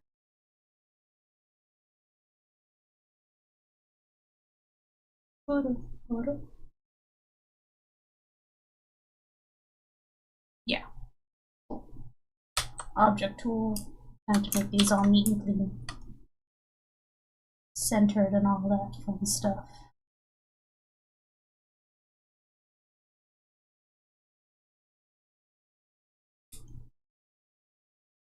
Did baby boy get rejected? Yeah. This is the secondary pairing. Things can't go smoothly for them. Because the main pairing is going very smoothly. Like, they're fine. These two are a mess.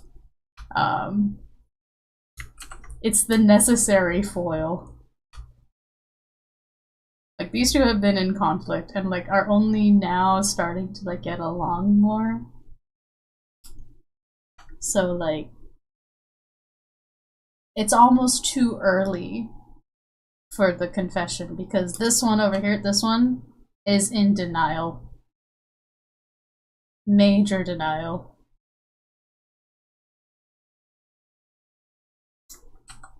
And so that's this scene is the result of his denial. I don't know.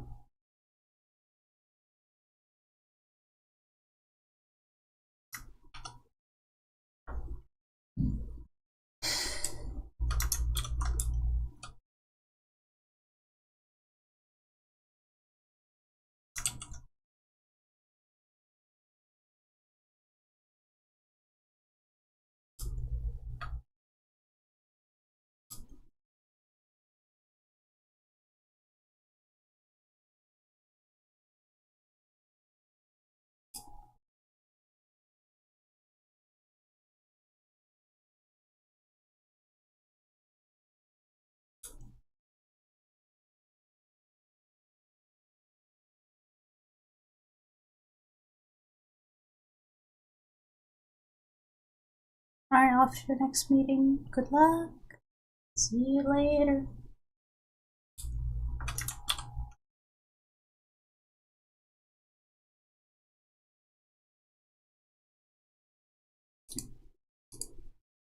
Alright, there's no one on YouTube. And quiet peeps on Twitch.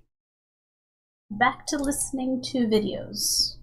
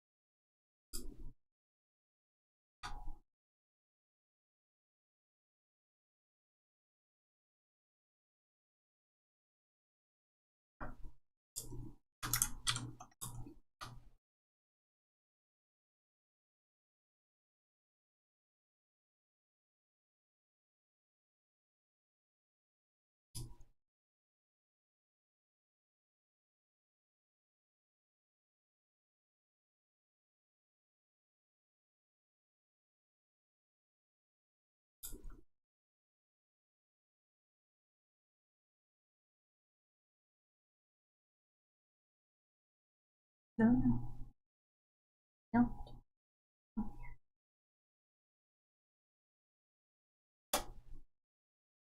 You disappeared. You did, Rainbow Spoon.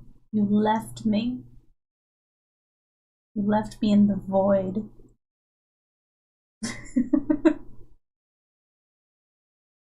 It's okay. You're not required to be here.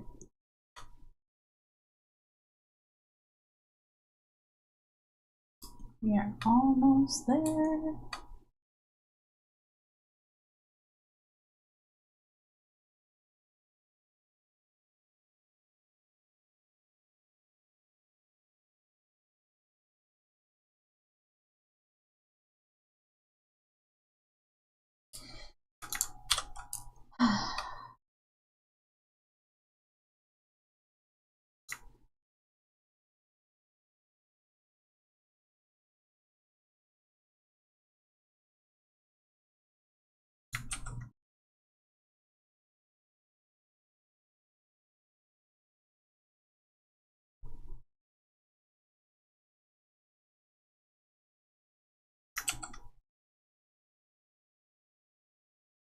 I would never. Aw. Mean.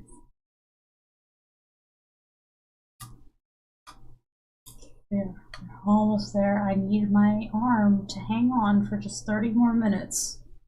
And then I will rest it. My elbow is so unhappy with me.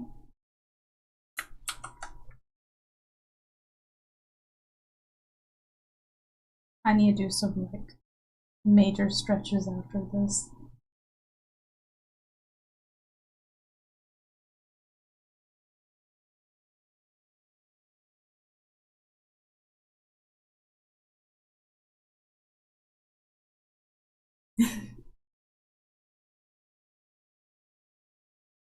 Almost there.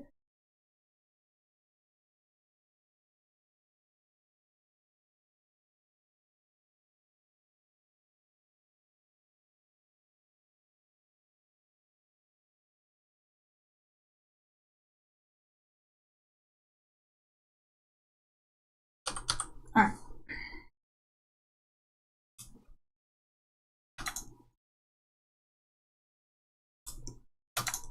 Got bubbles in a bit.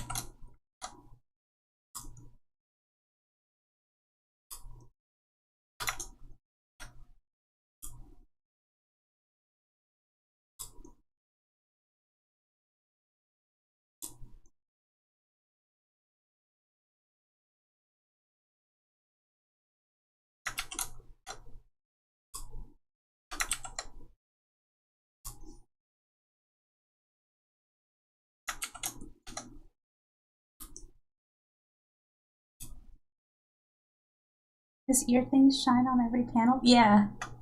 Yeah, his earrings are always super sparkly.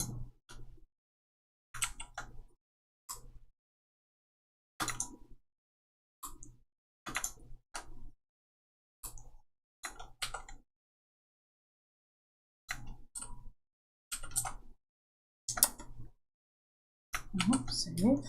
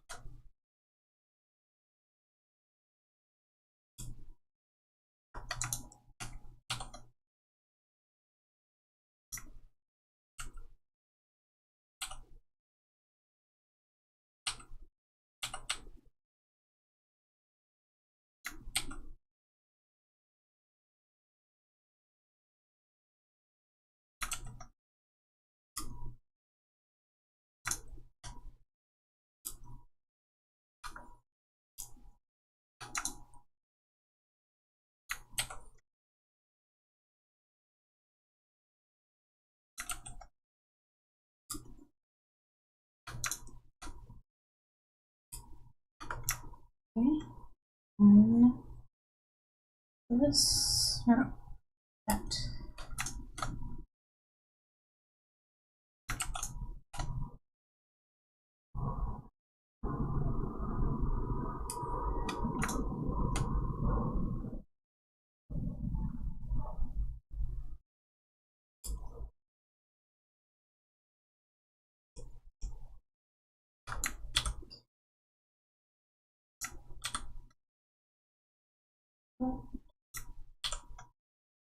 Is it good? Yep.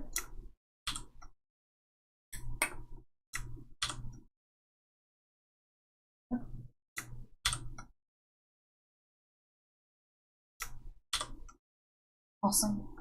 Let's get back here, remove the panels we don't need.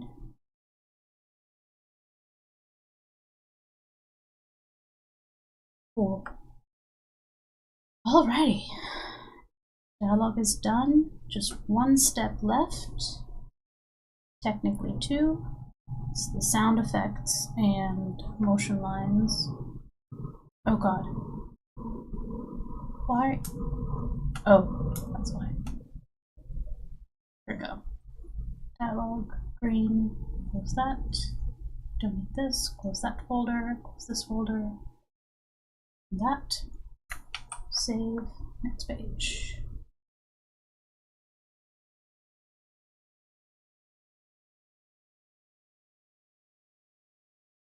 I like my layers to be nicely organized. Like that. Come on. Green, close, page lighting is good. Green, close. Backgrounds and figures. Remove that layer.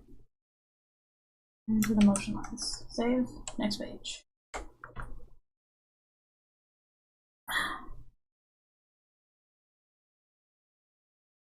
Quick question, very irrelevant. Has it ever happened that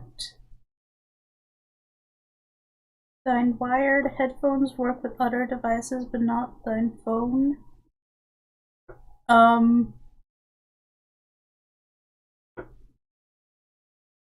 No? Because wired usually connects immediately and it recognizes it.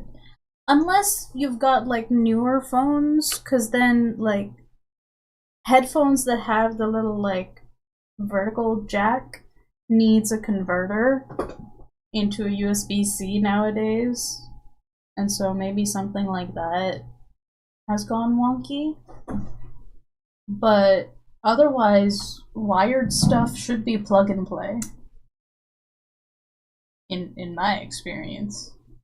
If it's not really doing its job. The whole selling point for wired stuff is that it's plug and play. That's why I love wires and USB stuff. I mistrust wireless things. I think it's part of my upbringing, because when I was younger, like the chonky, what's it, like the tube monitors were like a thing, the big boxy ones, right? So, I don't know, wireless stuff was always sci-fi to me. I grew up in a wired era. Cordless phones were a big change in my house. I was in like middle school or something. Or like late elementary when that change happened.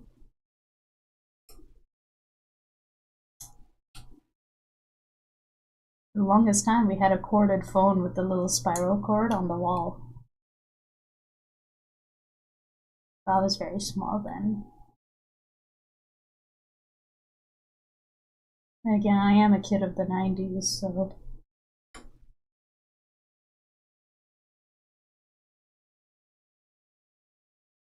Maybe the phone isn't recognizing it as sound input. Because sometimes that can happen on the computer if it's already got something else that it's connected to. And you have to go into the settings for like connected devices. Something like that? I don't know. Have you tried Googling it? Wired seems more real, I think, because we can see it. You know? We can see that this wire is connecting to my little, like, speaker's device here that is then also connected to the PC, right? Like, I'm just like, there is a physical connection happening here.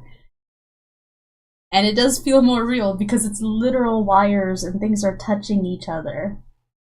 Wireless, while amazing because, you know, I use Wi-Fi on my phone, but like to my computer I have the little, I have like a 50-foot Ethernet cable so that I'm directly connected to the internet, which then allows for streaming speeds. So in some ways, wired stuff is faster and more efficient than wireless, more reliable, I would say. Maybe I don't know about efficiency, but it is more reliable.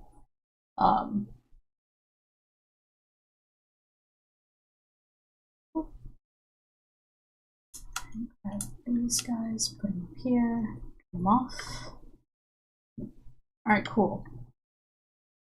Dialogue stuff. All of this tea is just coming for me.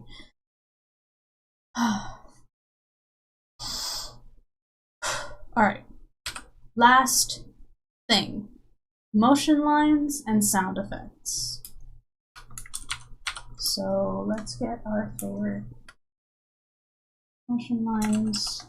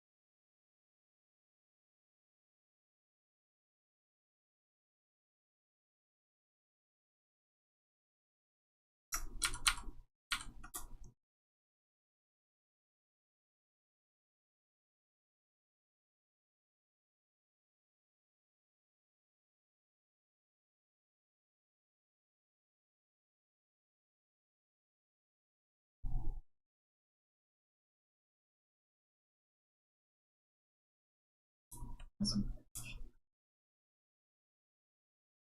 one does.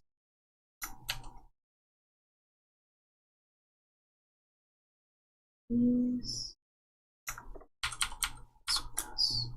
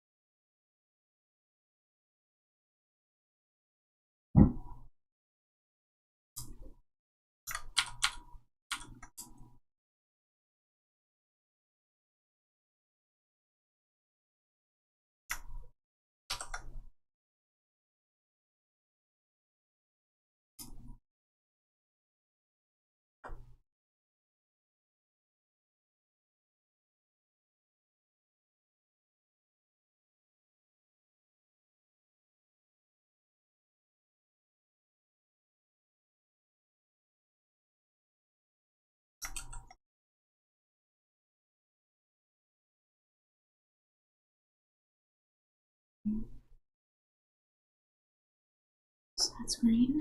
Go to sound effects. Green, sound effects. Oh. This doesn't even have motion lines. Also,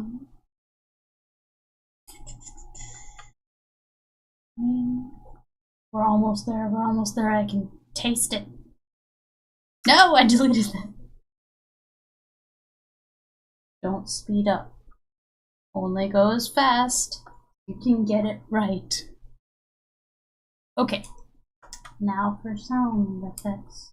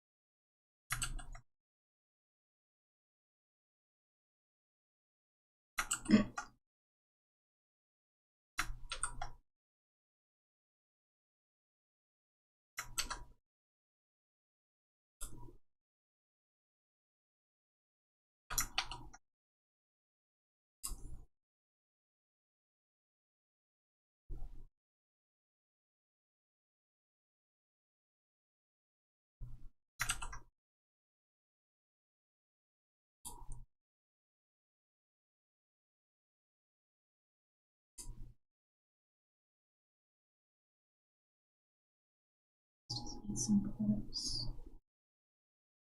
Good to go here. We do have sound effects. We're going to color those. This page is done. Looks good. Alright, we're doing this a little bit out of order, so let me save this to the right folder. I'm going to go to Art, The Gentle Giant, Final Chapters, Chapter 14. Boop. Boop. Bookmarks.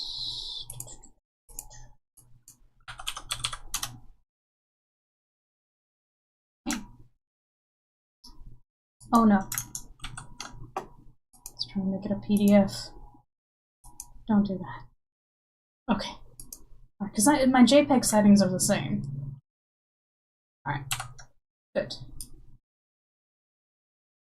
This one doesn't need sound effects. Actually,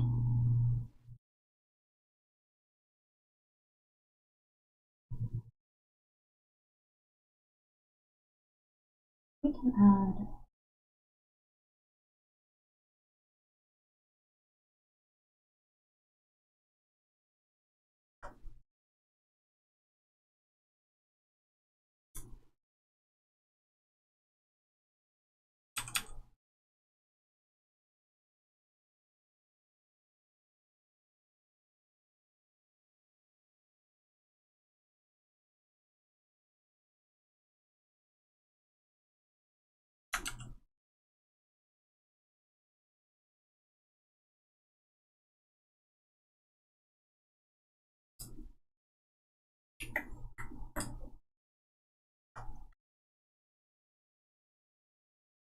Four-minute breather. Oh no! Flapu came and went while I was working. Your background changed? Yes, I added something.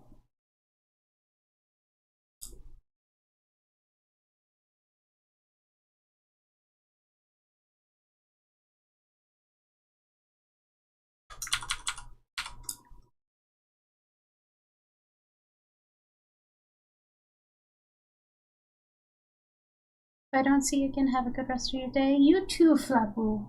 We'll be done here in stream soon. Oh god, I got 5 minutes.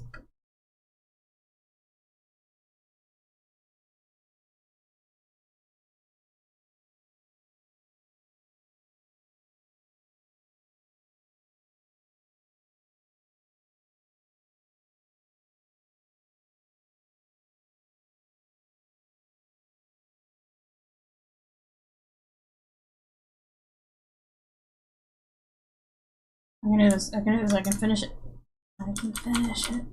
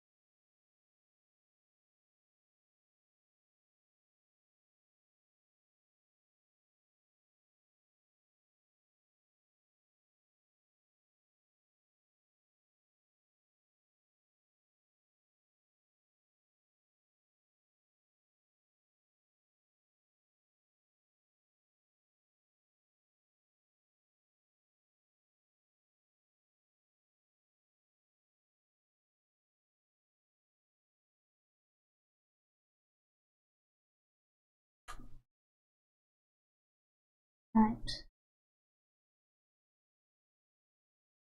For the sound effects that are done, we're going to lock the transparency.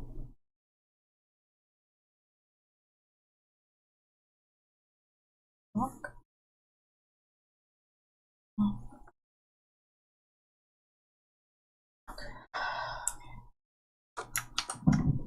I'm gonna stay on stream for like 10 more minutes, but first I really need to run to the bathroom. Way too much tea.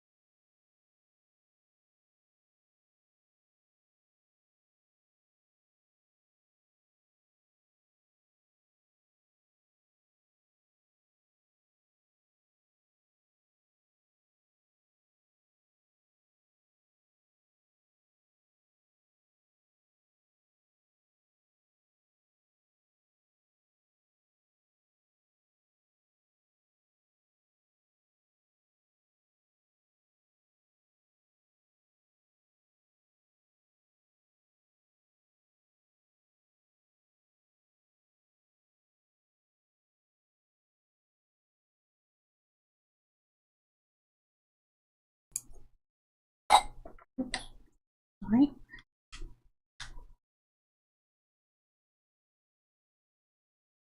Okay. Let's get these sound effects colored in. Say all the pages as JPEGs. And I've managed to finish this work for the month.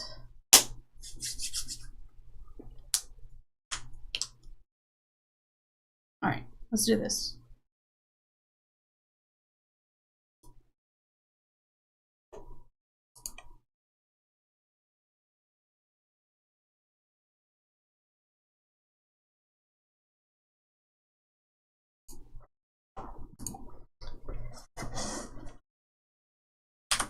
Let's use our lasso fill. And we're gonna really quickly just grab a background color to help.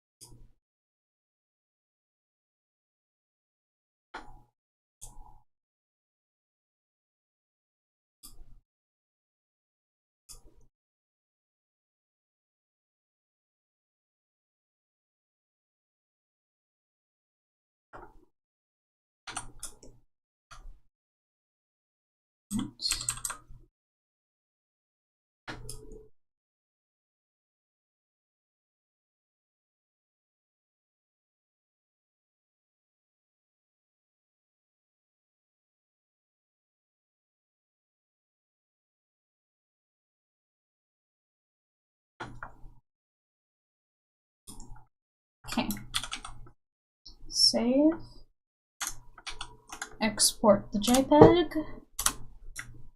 Cool. Save. Alright. Cool.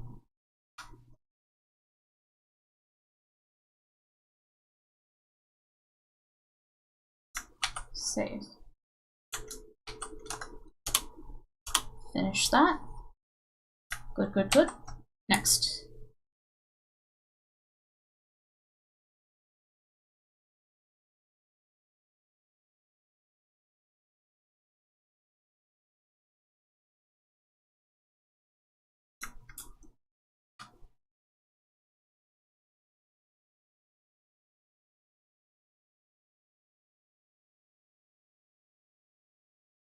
There we go.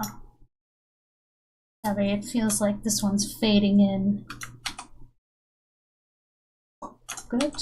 Save JPEG.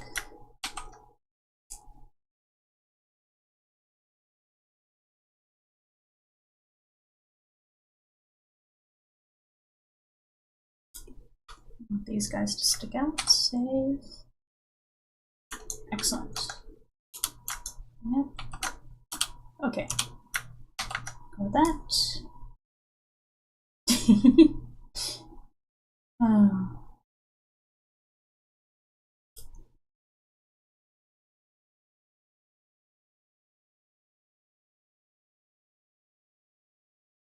There we go. Save. Export. Cool.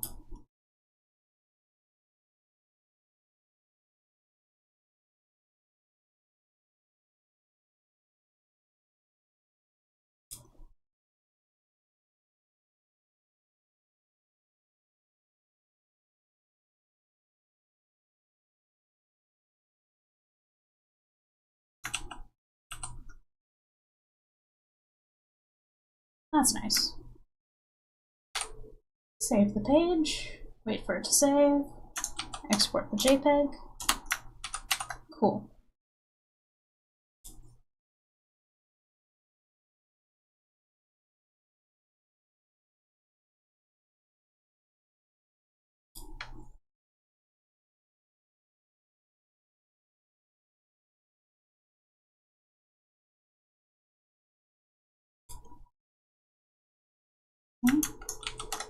Export the JPEG, save. Awesome. We did it. We've did it. 8 pages are done. Look at how many pages I've made in the last few months. Well, many months, actually. I think I started drawing pages again May or June of last year.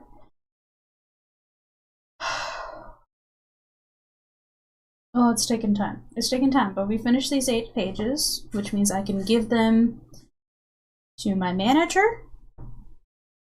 I can update my to-do list. But I'll do that off screen. We don't need to worry about that. But yay! Look at that! All these pages, these 8 pages, we finished. Look at how nice they look. Awesome. So much has happened in this chapter. Oh. It's all good.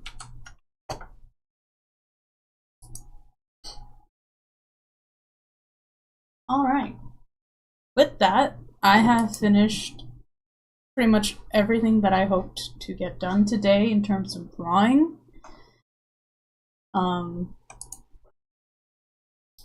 Tomorrow we're going to be working on my application, or my contest entry for Webtoons contest that's starting next month. I really, really want to get a huge chunk of episode 1 done for that contest, so we're going to be working on that tomorrow, for sure. But for now, I am done with work. I am done for the day. As always, thank you for giving me company. I appreciate it. If you're over on Twitch, be sure to follow the channel so you know that when I go live. If you're on YouTube, all of my important links are down in the description below. If you like the live stream, please be sure to like it and then subscribe and hit the little bell notifications so that you won't miss another live stream. Today is Tuesday, which means tomorrow I will be streaming at the same time, 1 p.m. EST, which is Eastern Standard Time, or EDT, which is Daylight Time. I don't know which one it is right now, because for some reason we still have Daylight Savings Time. East Coast US. 1 p.m. to 4 p.m. Monday, Tuesday, Wednesday, and Friday. I take Thursdays off, and then I work through the weekend. I hope everyone has a good rest of their day. I'll see you guys tomorrow. Thanks for giving me company. Bye-bye.